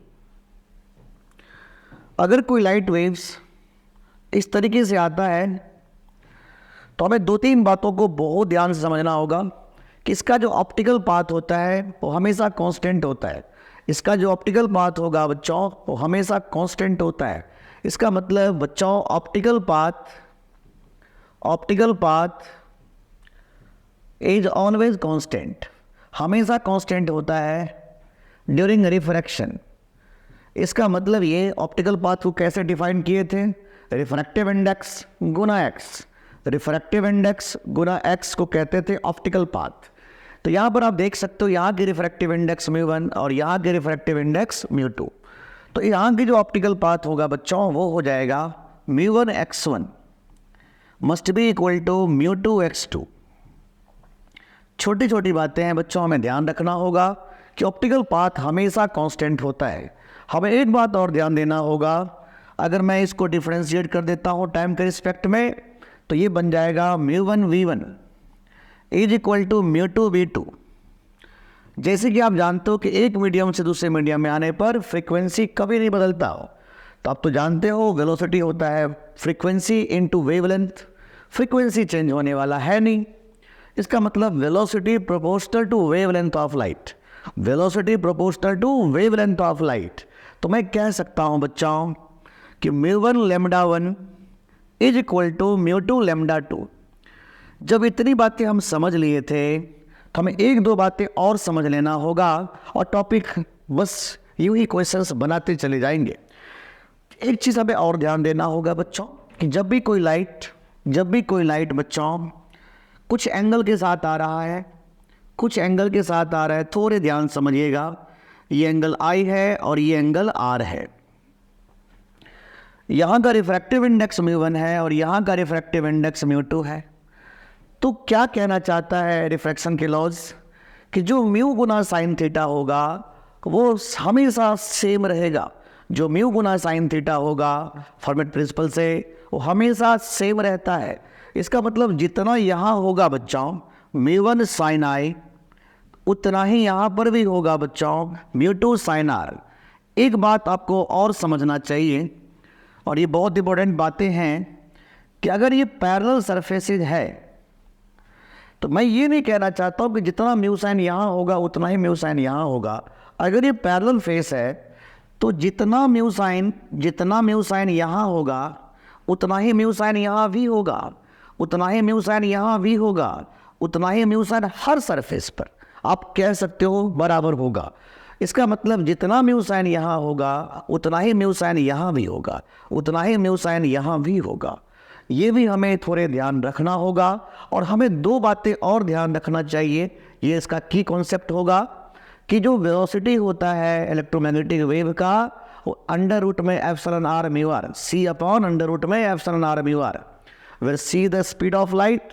और हमें एक चीज़ और ध्यान देना होगा, refractive index is epsilon are mu r का अंडर रूट। बस इतनी बातें अगर हमारे बच्चे को याद रह गया तो कोई भी ऐसा क्वेश्चन आएगा यू बना लेंगे यू। अब देखना कितना मस्ती में हम लोग क्वेश्चन बनाने जा रहे हैं। अब इस सामने स्क्रीन पे मैंने एक छोटा सा क्वेश्चन रखा, बहुत अच्छा क्वेश्चन, देखो ध्यान से। कह रहा है shown in the figure after passing through the medium 1, the speed of light v2 in medium 2 will be। इस मीडियम में लाइट की वेलोसिटी क्या है, इस मीडियम में लाइट की वेलोसिटी क्या है। तो बच्चों मैंने बहुत स्पष्ट तरीके से समझाया कि अगर पैरेलल सरफेस के बीच में रिफ्रैक्शन हो रहा है तो चाहे वो हजारों मीडियम में क्यों ना क्रॉस कर जाए, रिफ्रैक्टिव इंडेक्स गुना एक्स हमेशा कांस्टेंट रहेगा, रिफ्रैक्टिव इंडेक्स गुना वेलोसिटी हमेशा कांस्टेंट रहेगा, रिफ्रैक्टिव इंडेक्स इनटू वेवलेंथ हमेशा कांस्टेंट रहेगा। बस यही लॉजिक लगाना है और ऐसे कह दो कि जितना म्यू साइन यहाँ, जितना म्यू भी यहाँ उतना ही म्यू भी यहाँ, जितना म्यू भी यहाँ उतना ही म्यू भी यहाँ। तो मैं कह सकता हूँ बच्चों कि μ1 v1 is equal to μ2 v2। बहुत अच्छी बात। अब यहाँ पर चूंकि हमें बोला गया कि एयर है और इस मीडियम में तो जानते हो लाइट की वेलोसिटी 3 × 10⁸ मीटर पर सेकेंड के बराबर होता है। तो मैं कह दिया कि जितना μ1 v1 यहाँ होगा उतना ही μ2 μ1 v1 यहाँ भी होगा, उतना ही μ भी यहाँ भी होगा। तो मैं इन दोनों को कंपेयर कर लेता हूँ, हो जाएगा μ1 का वैल्यू 1 और v1 का वैल्यू 3 × 10⁸ इज इक्वल टू। अब सबसे बड़ा मुद्दा है यार कि इसकी रिफ्रैक्टिव इंडेक्स क्या है। तो मैं इसकी रिफ्रैक्टिव इंडेक्स तो यू निकाल दूंगा। मैंने अभी समझाया था रिफ्रैक्टिव इंडेक्स का फॉर्मूला अंडर रूट में epsilon are mu R, under root में एप्सिलॉन आर म्यू आर। कितना एप्सिलॉन आर है बच्चों 9, कितना म्यू आर है बच्चों 1। इसका मतलब यहाँ की जो रिफ्रैक्टिव इंडेक्स है वो है 3। कितना रिफ्रैक्टिव इंडेक्स है 3 इंटू v2। हो 3 से 3 कैंसिल, तो v2 कितना हो गया बच्चों 1 × 10⁸ मीटर पर सेकेंड। हो देख रहे हो कितना आसान सा क्वेश्चन था बच्चों। ए पार्ट इसका आंसर होगा। बस अपने को ये ध्यान रखना होगा कि जब भी आपके सामने ऐसे क्वेश्चंस आएंगे तो छोटी छोटी बातों को ध्यान देना होगा कि म्यू इंटू एक्स हमेशा कांस्टेंट रहेगा पैरेलल फेस पर। फिर मैंने क्या बोला, म्यू इंटू वी हमेशा कांस्टेंट रहेगा पैरेलल फेस पर। फिर मैंने क्या बोला, म्यू इंटू लैम्डा कांस्टेंट रहेगा पैरेलल फेस पर। फिर मैंने एक बात और बोला कि जब एंगल के साथ लाइट एंट्री करेगा एक मीडियम से दूसरे मीडियम में तो म्यू इंटू साइन थीटा हमेशा कांस्टेंट रहेगा पैरेलल इंटरफेस पर। पैरेलल इंटरफेस पर चाहे हजारों मीडियम क्यों ना क्रॉस कर जाए। उम्मीद करता हूं आपको समझ में बहुत अच्छे से आ गया है। तो चलिए नेक्स्ट क्वेश्चन की तरफ आते हैं, थोड़े और अच्छे से एंटरटेन करेंगे क्वेश्चंस को। आज हम लोग बहुत अच्छे से क्वेश्चंस करते चले जाएंगे बच्चों, बहुत अच्छे से। अब यहाँ पर आप समझ लो क्या कह रहा है। A monochromatic light wave with wavelength λ1, a monochromatic light wave with wavelength λ1, ठीक है, wavelength λ1 and frequency f1 in air, and frequency f1 in air। अब यहाँ पर फ्रीक्वेंसी जो है वो F1 है, मैं इसको F1 बोल देता हूँ, या सुने V1 लिखा है, कोई इशू नहीं है, बाद में उसको हम उससे कर लेंगे। V1 in air. अच्छा ये एयर है, थोड़ा ध्यान रखिएगा, ये एयर है। Enters another medium if the angle of incidence and angle of refraction are 45 degree and 30 degree, मतलब एंगल ऑफ इंसिडेंस है 45 और एंगल ऑफ रिफ्रैक्शन क्या है मेरे बच्चे 30 डिग्री। तो वेवलेंथ λ2, फ्रीक्वेंसी F2 कितना होगा? सिंपल सा बात समझ लो यार, फ्रीक्वेंसी तो सेम होने वाले हैं ही रहते हैं हमेशा, कभी वो चेंज वाले है ही नहीं। इसका मतलब मैं क्या कह सकता हूँ बच्चों की फ्रीक्वेंसी तो कभी चेंज होना नहीं है। फ्रीक्वेंसी जब चेंज होना नहीं है, मैंने फ्रीक्वेंसी को यहाँ पर V से लिख दिया इस क्वेश्चन में, तो कोई इशू नहीं है। इसका मतलब डी पार्ट तो गलत है और बी पार्ट भी गलत होगा, तो या तो इसका आंसर ए पार्ट होगा या सी पार्ट होगा। अब हमें थोड़ा ध्यान देना होगा कि भाई आंसर क्या है, तो मैं इसके लिए दो तरीका ढूंढूंगा। मेरे पास एक फार्मूला होता है μ1 λ1 इक्वल टू μ2 λ2, बहुत अच्छी बात। मेरे पास एक और रिजल्ट क्या था बच्चों कि μ1 sin i equal to μ2 sin r, बहुत बहुत अच्छी बात है। μ1 क्या है बच्चों 1, μ1 क्या रहने दो, μ1 के फॉर्म में छोड़ दो, ये μ1 रहने दो। sin i कितना है बच्चों 45 degree, sine 45 degree is equal to μ2 sine r कितना है साइन 30 डिग्री। मैं कह सकता हूं μ1 इंटू 1/√2 इज μ2 इंटू हाफ। बहुत अच्छी सी हमें समझ में आ रहा है, ये √2 हो गया। इसका मतलब μ1/μ2 जो होगा बच्चों, इसको मैं ऐसे लिख सकता हूं इंटू λ1 इज इक्वल टू λ2। तो μ1/μ2 का वैल्यू कितना था देख सकते हो 1/√2, तो 1/√2 टाइम्स λ1 इज λ2। है कोई option? Yes, A part is बिल्कुल करेक्ट आंसर। उम्मीद करता हूं आपको बहुत अच्छे समझ में आ रहा होगा। हमें बस इतना ही तो ध्यान रखना होगा बच्चों कि refractive index Guna x is constant, refractive index into velocity is constant, refractive index into sine is constant. इतनी बातें याद रखो और क्वेश्चन बनाते चले जाओ। चलो थोड़े से क्वेश्चन हम लोग और करते चले जाएंगे बच्चों। आपके सामने स्क्रीन पर फिर से क्वेश्चन आ गया, कह रहा है कंसीडर अ लाइट रे travelling in air, consider a light रे ट्रेवलिंग इन एयर। अब यहाँ पर देखो थोड़े से मैथमेटिक्स यूज हो रहा है और हो सकता है एग्जैक्ट क्वेश्चन ये क्वेश्चन आपको मिल जाए आपके एग्जाम में। तो ये कह रहा है कंसीडर अ लाइट रे ट्रेवलिंग इन एयर, ये एयर है, is incident into a medium of refractive index √2। यहां का रिफ्रैक्टिव इंडेक्स बच्चों √2 है, √2n है, √2n है, ठीक है, √2n हो गया। अब मुझे कह रहा है कि द इंसिडेंट एंगल इज, ये जो एंगल ऑफ इंसिडेंस है वो twice the angle of refraction है। तो मतलब यहां का जो एंगल ऑफ रिफ्रैक्शन होगा, मतलब angle of incidence is twice of angle of refraction. बस इतना ही करना था। तो बोला एंगल ऑफ इंसिडेंस कितना होगा, सिंपल यार, सिंपल। ये ना μ1 sin i equal to μ2 sin r, μ1 sin i equal to μ2 sin r। यहाँ का रिफ्रैक्टिव इंडेक्स 1, तो 1 गुना sin i इज √2n into sine R, √2n into sine R. बस सॉल्व कर देना होगा। हम ऐसे लिख सकते हैं साइन i इज √2n। अब साइन r देखो, जब ये साइन i है तो ये r जो होगा वो i/2 होगा।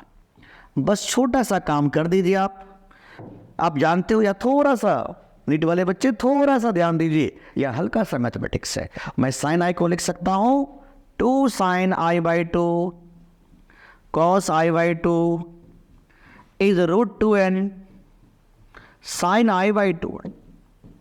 नाउ सॉल्व इट, और हम देख सकते हैं इसका जो रिजल्ट आएगा वो आएगा cos इनवर्स। बस ये रहा आंसर। उम्मीद करता हूं बहुत अच्छे से आ रहा होगा आपको समझ में।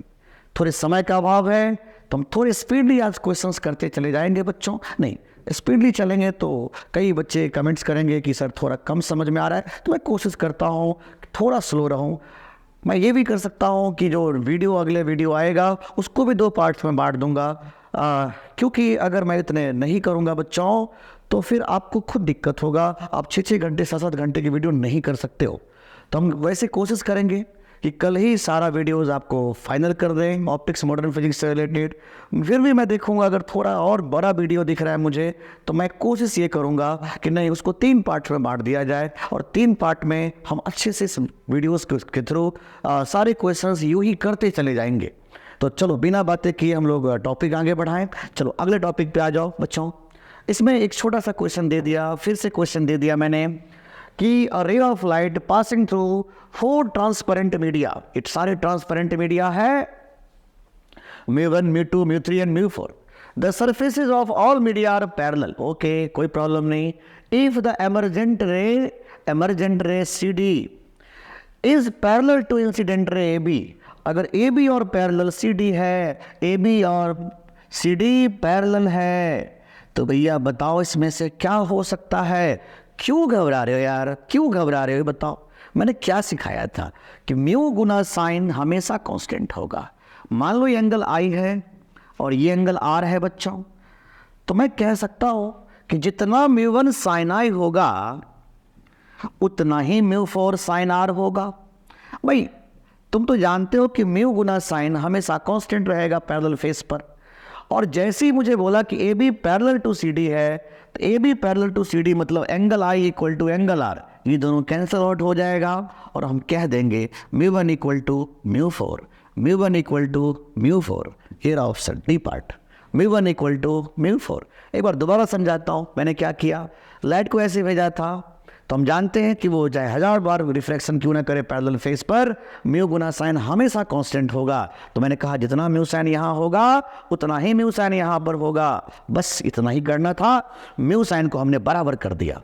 अब देखो μ1 sine I equal to μ4 sine R, बस I और R को मैंने बराबर कर दिया। क्यों कर दिया? क्योंकि मुझे क्वेश्चन में गिवन है कि भाई AB और CD पैरेलल है, इसका मतलब एंगल I और एंगल R बराबर था ये दोनों। बस इसको सॉल्व करके और हमने μ1 इक्वल टू μ4 कर दिया। उम्मीद करता हूँ आपको समझ में बहुत अच्छे से आ रहा है। तो चलिए बिना कुछ बातें किए हम 2 टॉपिक आगे बढ़ाएं। अब हम बात करेंगे concept of apparent depth and apparent depth या हाइट, जो भी कुछ। अब इस पर हम थोड़े से चर्चा करेंगे, इस पर किस तरीके से क्वेश्चंस आएगा, थोड़े ध्यान समझिएगा। मैं कहता हूँ बच्चों कि एक ऑब्जेक्ट यहाँ पर था, ध्यान सुनिएगा। ये एक फिश है और ऑब्जर्वर अगर यहाँ से देखता है, तो अगर मैं आपसे पूछता हूँ कि बताइए इसका तो रियल हाइट हो गया, ये हो गया रियल हाइट, लेकिन इस ऑब्जर्वर को ये कहाँ दिखाई देगा? तो इसके लिए टेक्निक मैंने बता रहा हूँ, d' equal to D by mu relative. अब ये म्यू रिलेटिव कैसे निकालोगे, थोड़ा ध्यान से समझना। म्यू रिलेटिव कैसे निकालोगे? तो म्यू रिलेटिव निकालने का तरीका होता है mu object by mu observer. एक फार्मूला ये रखिएगा ध्यान से। और म्यू रिलेटिव निकालने का एक और तरीका बताता हूं बच्चों, mu incidence by mu refraction. बस इन दोनों फार्मूला से हम बहुत आसानी से बच्चों ये निकाल सकते हैं। तो अब यहाँ पर आप क्या कहोगे, मान लो ये बाहर हवा है और यहाँ का रिफ्रैक्टिव इंडेक्स म्यू है, तो यहाँ जो म्यू रिलेटिव होगा वो कितना होगा ये बता दो। तो कहोगे म्यू रिलेटिव हो जाएगा सर म्यू ऑब्जेक्ट तो ये रहा, म्यू ऑब्जेक्ट डिवाइडर में देखने वाला कहाँ पर है, हवा में, तो म्यू ऑब्जर्वर क्या हो गया 1, तो बस हो गया म्यू रिलेटिव इज म्यू। उम्मीद करता हूँ ये बातें समझ में यहाँ तक आ गया होगा। जैसे मैं आपको एक चीज़ को समझाने के लिए एक छोटा सा क्वेश्चन आपको समझाता हूँ, शायद आपको ये क्वेश्चन समझते ही आपके सारे फंडे ही क्लियर हो जाएंगे। मैंने कहा एक फिश है, ध्यान सुनिएगा, ये एक फिश है और ये बर्ड है। अच्छे समझना, हो सकता है ये क्वेश्चन एग्जैक्टली यही आ जाए। ये फिश है और ये बर्ड है। ये फिश 36 मीटर के हाइट नीचे है और ये बर्ड भी 36 मीटर हाइट ऊपर है। ठीक है बच्चों, नाउ लुक, ये पानी है, यहाँ का रिफ्रैक्टिव इंडेक्स, और यहाँ हवा है। मैं आपसे कई बातें पूछूंगा, मैं पहली बात पूछूंगा, find apparent height of bird. ध्यान से समझिए, मैं एपरेंट हाइट ऑफ बर्ड पूछ रहा हूं कि बर्ड की एपरेंट हाइट क्या था। भाई सच्चाई तो ये है कि अगर इस इंटरफेस से देखो तो बर्ड 36 मीटर पे है, लेकिन जो ऑब्जर्वर है वो हवा से नहीं देख रहा है, ऑब्जर्वर किसी न किसी मीडियम से देख रहा है, तो ऑब्जर्वर को वो चीज़ें कहाँ नजर आएगा, वही एपरेंट कहलाता है। तो थोड़ा ध्यान समझिएगा, ऑब्जर्वर यहाँ पर है, 36 मीटर नीचे है। तो ध्यान रखना, जब भी मैं एपरेंट वर्ड को यूज़ करूँगा तो ऑब्जर्वर को इंटरफेस पर आना पड़ेगा। तो मैं इस ऑब्जर्वर को सोचता हूँ कि अगर ये मान लो यहाँ से देखता है तो इसको कहाँ दिखाई देगा। तो डी डैश का फॉर्मूला होता है बच्चों D upon mu relative, D upon mu relative. अब हमें बात करना होगा कि इसके लिए म्यू रिलेटिव क्या है। ये रहा ऑब्जेक्ट, मैं इसको देख रहा हूँ और देखने वाला कौन है, फिश है। तो म्यू रिलेटिव जो हो जाएगा बच्चों, म्यू ऑब्जेक्ट, म्यू ऑब्जेक्ट कौन है जल्दी जल्दी बता दो, म्यू ऑब्जेक्ट कौन है, bird, by mu observer, mu observer कौन है बच्चों, फिश। ये रहा म्यू ऑब्जर्वर। तो म्यू रिलेटिव हो जाएगा बच्चों, म्यू रिलेटिव हो जाएगा 3/4। बस कहानी खत्म। अब मुझे बताओ डी डैश का वैल्यू क्या हो गया, D upon mu relative. D कितना है देख के बताओ, 36 divided by mu relative 3/4, 3/4, 3 12, then D dash is 48 metre, D dash is 48 metre. उम्मीद करता हूँ ये बातें आपको समझ में आ रहा होगा। मतलब ये अगर फिश यहाँ से देखेगा बच्चों, अगर ये फिश यहाँ से देखेगा इसको क्या दिखाई देगा कि ये जो बर्ड है वो यहाँ पर है, ये बर्ड यहाँ पर है जो यहाँ से 48 मीटर के हाइट पर था। अब यहीं पर मैं दूसरा क्वेश्चन आपसे पूछ लेता हूँ कि find apparent depth of fish. अब जैसे फिश के बारे में चर्चा किया बच्चों, तो खुद सोचो अब देखने वाला कौन है यार, तो कहोगे अब देखने वाला तो बर्ड है। बर्ड को भी जब भी एपरेंट वर्ड यूज होगा तो बर्ड को, ये ऑब्जर्वर को इंटरफेस पर आना होगा। तो चलो बताओ यहाँ पर क्या लिखने वाले हो, D dash equal to D upon mu relative. मुझे सिर्फ इतना बता दो म्यू रिलेटिव अब की बार क्या होगा। तो कहोगे अब की बार हो जाएगा म्यू ऑब्जेक्ट। तो ऑब्जेक्ट कौन है इस बार, ये फिश, और ऑब्जर्वर कौन है बच्चों, हवा, हवा में ऑब्जर्वर बैठा हुआ है। तो भाई इस बार जो म्यू रिलेटिव हो गया वो हो गया 4/3। लेकिन अगर ये मैं कहता हूँ कि अगर ये फिश, अगर ये वर्ड यहाँ से देखेगा तो ये रियल कितने हाइट नीचे है, 36। तो D dash is, D is 36 divided bye 4/3। आप कह सकते हो बच्चों कि डी डैश का वैल्यू आया 27 मीटर फ्रॉम इंटरफेस। इसका मतलब जब ये बर्ड इसको देखेगा तो ये फिश यहाँ नज़र नहीं आएगा, यहाँ नज़र आएगा। तो मैं इसी को कहूँगा एपरेंट डेप्थ, ये 27 मीटर। तो चीज़ों को समझो, अगर फिश ने इस बर्ड को देखा होगा, सोच के देखो, अगर फिश ने इस बर्ड को देखा होगा तो इसको लगता है यहाँ से वो 48 मीटर की हाइट पे है। अगर इस बर्ड ने यहाँ से फिश को देखा होगा तो लगेगा कि फिश और ऊपर आ चुका है। अब यहाँ पर एक बातें बच्चों आपसे और पूछे जा सकते हैं। क्या पूछे जाएंगे जरा ध्यान समझिए, यहाँ पर क्या चीज़ें राइज कर सकता है। आपसे ऐसी बातें पूछेगा बच्चों कि ये बताओ कि distance of image of bird from fish. भाई distance of image of bird from fish, तो फिश तो एक्चुअल में यहाँ पर है और बर्ड का इमेज कौन सा है, ये वाला है।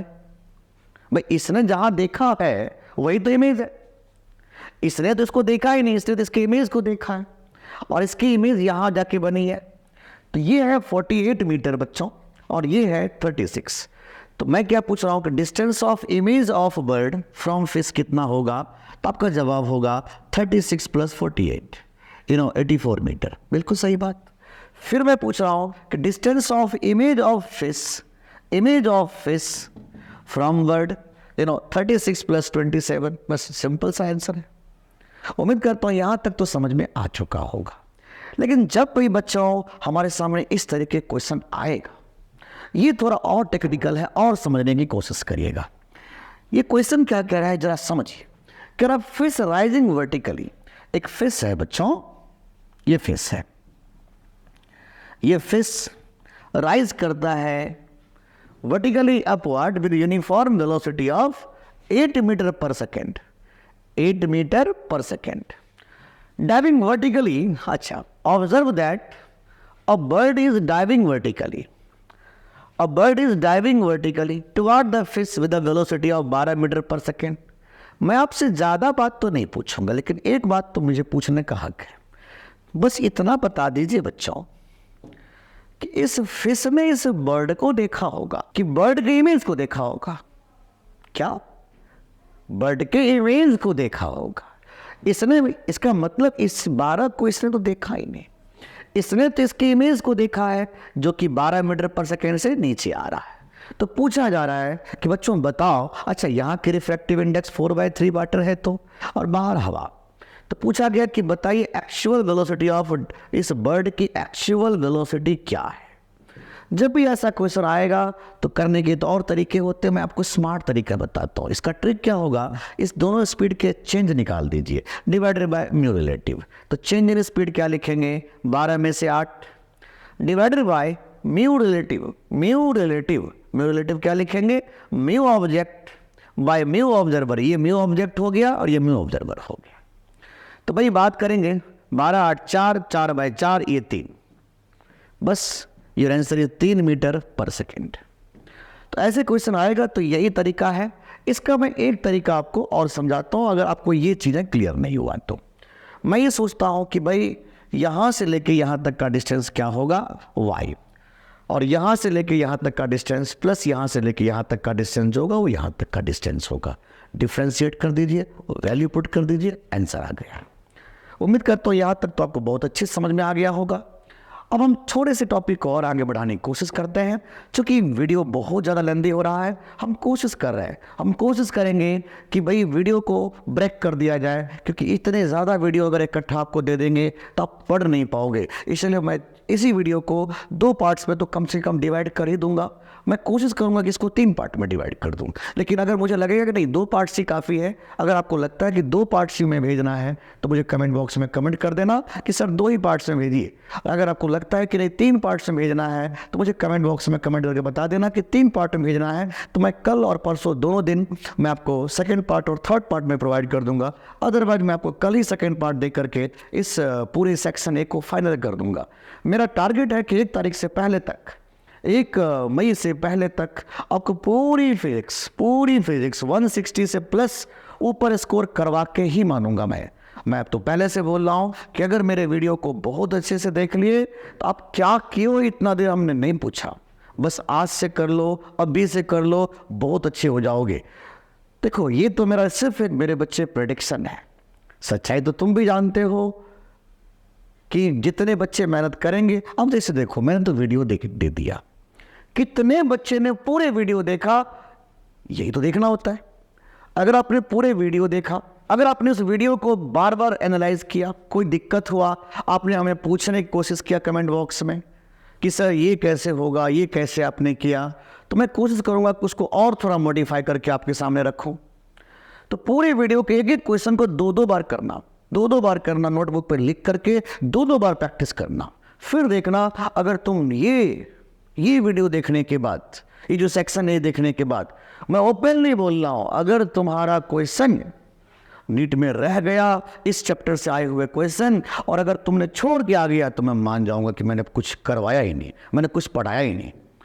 मैं जानता हूं कि मैं पूरे साल नहीं पढ़ाया हूं, मैं तो जो सबसे ज़्यादा इंपॉर्टेंट चीज़ें हैं वही आपके सामने रख रहा हूं, सिर्फ वही रख रहा हूं जो सबसे ज़्यादा इंपॉर्टेंट है, जो मेरा अपना प्रेडिक्शन कहता है कि नहीं इस टाइप के ही प्रॉब्लम इस बार आना चाहिए, और वही आपके सामने यूँ रख रहा हूँ। बस आपको बस छोटा सा काम कर देना है, इस वीडियो को बार बार देखना है, बार बार देखना है, ताकि एक एक कॉन्सेप्ट आपको याद हो जाए। आपने पूरे वीडियो को एक बार देख लिया, अच्छे से उसको नोट कर लिया, बार बार उस क्वेश्चन को देखते चले जाओ, बस काफ़ी। ताकि उसके आंसर्स याद हो जाए। और आंसर्स के साथ साथ एक चीज़ और ध्यान देना बच्चे, कि उसके कॉन्सेप्ट याद हो जाए कि भाई कैसे मैंने कॉन्सेप्ट डील किया।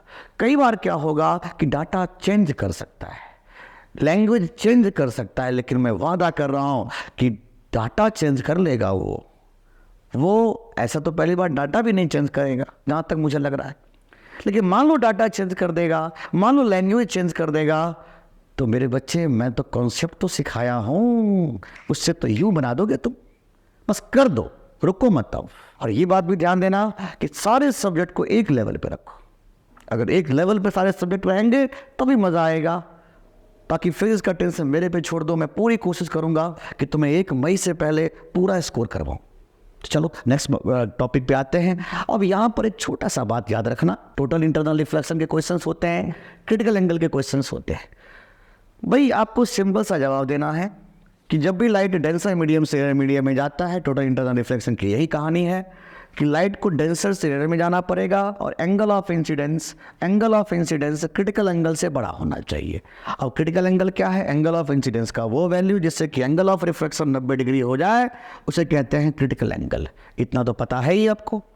अब आपको बस इतना फॉर्मूला याद रखना है, कैसा भी क्वेश्चन क्रिटिकल एंगल के होंगे इसी से बन के निकल जाएगा कि sine C equal to μ2 by μ1 equal to v1 by v2 equal to λ1 by λ2।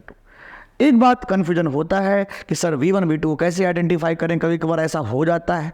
तो मैं क्या बोल रहा हूँ, लाइट हमेशा डेंसर से रेयर में जाएगा for total internal reflection. Total internal reflection के लाइट को डेंसर से रेयर में जाना पड़ेगा। और जैसे कि आप जानते हो कि डेंसर से रेयर में जाएगा तो डेंसर मीडियम में लाइट की स्पीड कम होती है और रेयर मीडियम में लाइट की स्पीड ज़्यादा होती है। तो जो आपको स्पीड आपको दिखाई देगा ज़्यादा तो समझना वो रेयर था, और जिसकी स्पीड दिखाई देगा कम समझना वो डेंसर मीडियम था। बात खत्म। तो चलो कुछ क्वेश्चंस करके देखते हैं क्या करेंगे इसको। The critical angle for a denser rare medium is 45 degree. अब देखो यहाँ पर दे रखा है क्रिटिकल एंगल इज 45 डिग्री। इसका मतलब अब यहाँ पर देखो, the speed of light in rare medium. अब इसमें स्पीड ऑफ लाइट कितना दे रखा है? 3 × 10⁸। The speed of light in the denser medium कितना होगा? तो इस मीडियम में लाइट की स्पीड क्या होगी? मैंने आपको यहाँ पर क्या बताया, देखो ध्यान से, कि sine C equal to v1 by v2। Sine C equal to v1 by v2। v1 कौन सा है? v1 कौन सा है? डेंसर वाला। v2 कौन सा है? रेयर वाला। देख सकते हो आप, v1 कौन सा है? डेंसर वाला। v2 कौन सा है? रेयर वाला। तो भाई यहाँ पर आप देख सकते हो v1 हो गया डेंसर वाला और v2 हो गया रेयर वाला। तो ये हो गया 3 × 10⁸। 3 × 10⁸। और आप कह सकते हो कि क्रिटिकल एंगल दे रखा है 1/√2। तो साइन 45 डिग्री बच्चों इज v2 अपॉन 3 × 10⁸। और हम कह सकते हैं बच्चों कि v2 इक्वल टू 3/√2 गुना 10⁸। और इसका जो वैल्यू आएगा वो कितना आएगा? 2.12 इंटू 10⁸। उम्मीद करता हूँ आपको समझ में बहुत अच्छे से आ गया होगा बच्चों। नेक्स्ट क्वेश्चन क्या कह रहा है जरा ध्यान देखिएगा। The critical angle for a medium for a specific wavelength if the medium has relative permittivity 3 and relative permeability 4/3। ठीक है भाई, अगर ऐसी बातें बोला गया तो हम क्या कहेंगे कि भाई यहाँ पर देखो म्यू इक्वल टू क्या होता है, इसका जो रिफ्रैक्टिव इंडेक्स होगा वो क्या होता है? एप्सिलॉन आर म्यू आर का अंडर रूट। एप्सिलॉन आर क्या है? देखो ध्यान से, एप्सिलॉन आर क्या है? देखो ध्यान देखो क्या क्या दे रखा है, relative permittivity 3 and relative permittivity 4/3। तो मैं कह सकता हूँ 3 × 4/3, 3 × 4/3। तो ये हो गया रिफ्रैक्टिव इंडेक्स 2। ओहो, तो साइन सी बराबर 1/μ, म्यू कितना हो गया? 2। तो बताओ एंगल कितना होगा क्रिटिकल एंगल? जल्दी बताओ। Critical angle is 30 degree. Simple सा जवाब था। साइन सी कैसे निकालेंगे? 1/μ। म्यू कैसे निकालेंगे? अंडर रूट में एप्सिलॉन आर म्यू आर। और आप जानते हो कि ये क्रिटिकल एंगल पूछा जाए तो बड़ी आसानी से हम कह सकते हैं कि sine C equal to half, और sine C equal to half इसका मतलब सी का वैल्यू 30 डिग्री। उम्मीद करता हूँ बच्चों आपको समझ में बहुत अच्छे से यहाँ तक आ रहा होगा। तो बच्चों नेक्स्ट क्वेश्चन की तरफ आइए, क्या कहना चाह रहा है? Light travels from 2 medium A and B. अच्छा, अब यहाँ पर देखो एक बार लाइट की स्पीड जो है ये भी स्प्रिंट है, 10 का पावर 8। एक बार लाइट की स्पीड है 1.8 गुना 10 का पावर 8, तो जिसमें लाइट की स्पीड कम रहती है वो डेंसर मीडियम कहलाता है। मतलब ये 1.8 गुना 10 का पावर 8 है, और ये V1 का वैल्यू दे रखा है अकॉर्डिंग टू आवर एक्सप्रेशन, जैसे कि मैंने पीछे समझाया। देखो ध्यान से, V1 किसको माना था? डेंसर वाले को। V2 किसको माना था? रेयर वाले को। तो यहाँ पर आप कह सकते हो बच्चों कि भाई यहाँ का जो V1 है इतना था और V2 कितना दे रखा है बच्चों? 2.4 गुना 10 का पावर 8। बहुत अच्छी बात भाई। तो पूछा क्रिटिकल एंगल क्या होगा? क्यों घबरा रहे हो यार, क्यों घबरा रहे हो? आप तो जानते हो कि sine C equal to V1 by V2, V1 by V2। ये रहा V1। मैं तो पहले से बोल चुका हूं कि जिसकी स्पीड कम होगी वो V1 कहलाई, और जिसकी स्पीड ज़्यादा कहलाया वो V2 कहलाया, क्योंकि V2 को मैंने रेयर मीडियम माना था और V1 को हमने डेंसर मीडियम माना था। तो बढ़िया है भाई, ये 1.8 और ये हो गया 2.4 गुना 10 का पावर 8। बस सॉल्व कर दीजिए इसको।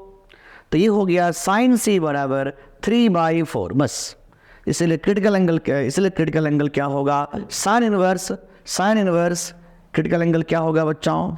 Sine inverse 3/4। Sine inverse 3/4।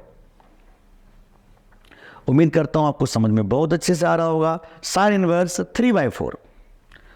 Next question देखो, एक क्वेश्चन हम लोग और कर लेते हैं, उसके बाद मेरे बच्चे नेक्स्ट वीडियो में देखेंगे, क्योंकि मैं इससे ज़्यादा अगर यहाँ पर अभी करवाऊँगा तो फिर आप बोर हो जाओगे। तो मैं इसीलिए इसके आगे के जो टॉपिक होंगे वो नेक्स्ट वीडियो की तरफ ले जाऊँगा, और खूब अच्छे से आप इंजॉय करके पढ़ना नेक्स्ट वीडियो में।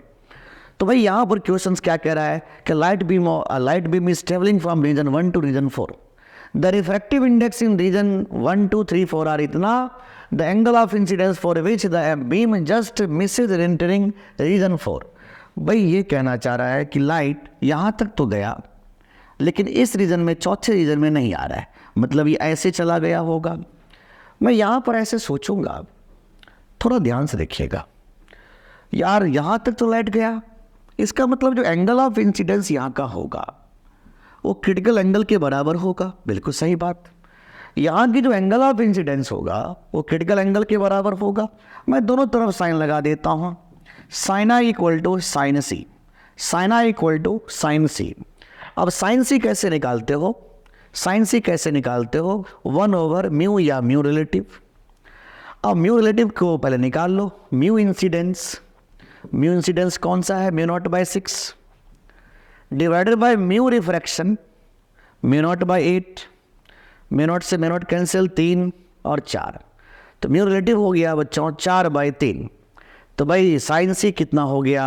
1/4/3, मतलब 3/4। बस साइन सी हो जाएगा बच्चों 3/4। अब सबसे बड़ी बात है, हमसे पूछा गया था कि इस थीटा का वैल्यू कितना होगा, तो बस हमें थीटा निकालना होगा। तो हम थोड़ा दिमाग यहाँ पर लगा देंगे। क्या दिमाग लगाएंगे ज़रा ध्यान से देखिएगा। मैं ऐसा बोलूँगा कि जितना एंगल यहाँ, जितना म्यू साइन यहाँ होगा उतना ही म्यू साइन यहाँ भी होगा बच्चों। जितना म्यू साइन यहाँ होगा उतना ही म्यू साइन यहाँ भी होगा। तो यहाँ म्यू साइन है μ0 इंटू साइन थीटा, और वहाँ म्यू साइन कितना है बच्चों? μ0/6 इंटू साइन आई। बस μ0 से μ0 कैंसिल। तो बताओ साइन आई का वैल्यू कितना हो गया? 6 साइन थीटा, 6 साइन थीटा। बस साइन आई के बदले में पुट कर दो। 6 साइन थीटा इज 3/4। 3 2 जा साइन थीटा इज 1/8। इसीलिए थीटा इज साइन इनवर्स 1/8। उम्मीद करता हूँ आपको बहुत अच्छे से समझ में आ रहा है। तो मेरे बच्चे आज के लिए इतना रहने दीजिए। इसके आगे के टॉपिक ऑप्टिक्स मॉडर्न फिजिक्स के जो यूनिट है, सेक्शन ए है, इससे आगे के टॉपिक हम लोग कल डिस्कस करेंगे, और मैं पूरी कोशिश करूँगा कल 3 आवर्स का वीडियो देख करके मॉडर्न फिजिक्स वाले टॉपिक को भी फाइनल कर दूँ, और बहुत अच्छे से आप इंजॉय करके पढ़ना, क्योंकि इसमें प्रिज्म बाकी है, वेव ऑप्टिक्स की चीज़ें बाकी है, और पूरी मॉडर्न फिजिक्स को मैं पूरी कोशिश करूँगा। अगर वीडियो बड़ा हो जाएगा, मैं फिर से बोल रहा हूँ कि अगर मेरा वीडियो में लगेगा कि 4 घंटे 5 घंटे का वीडियो हो गया इससे आगे, तो मैं इसको और थोड़ा ब्रेक कर दूंगा और इसको कल नहीं, इसको कल भी और परसों भी। मतलब मेरे कहने का मतलब, इसको 2 दिन में मैं इसको अपलोड करूंगा ताकि आप अच्छे से इसको समझ सको, आप इसको एक फॉर्मेलिटी के रूप में वीडियो को ना देखो। तो मेरे बच्चे आज के लिए इतना ही, बाय।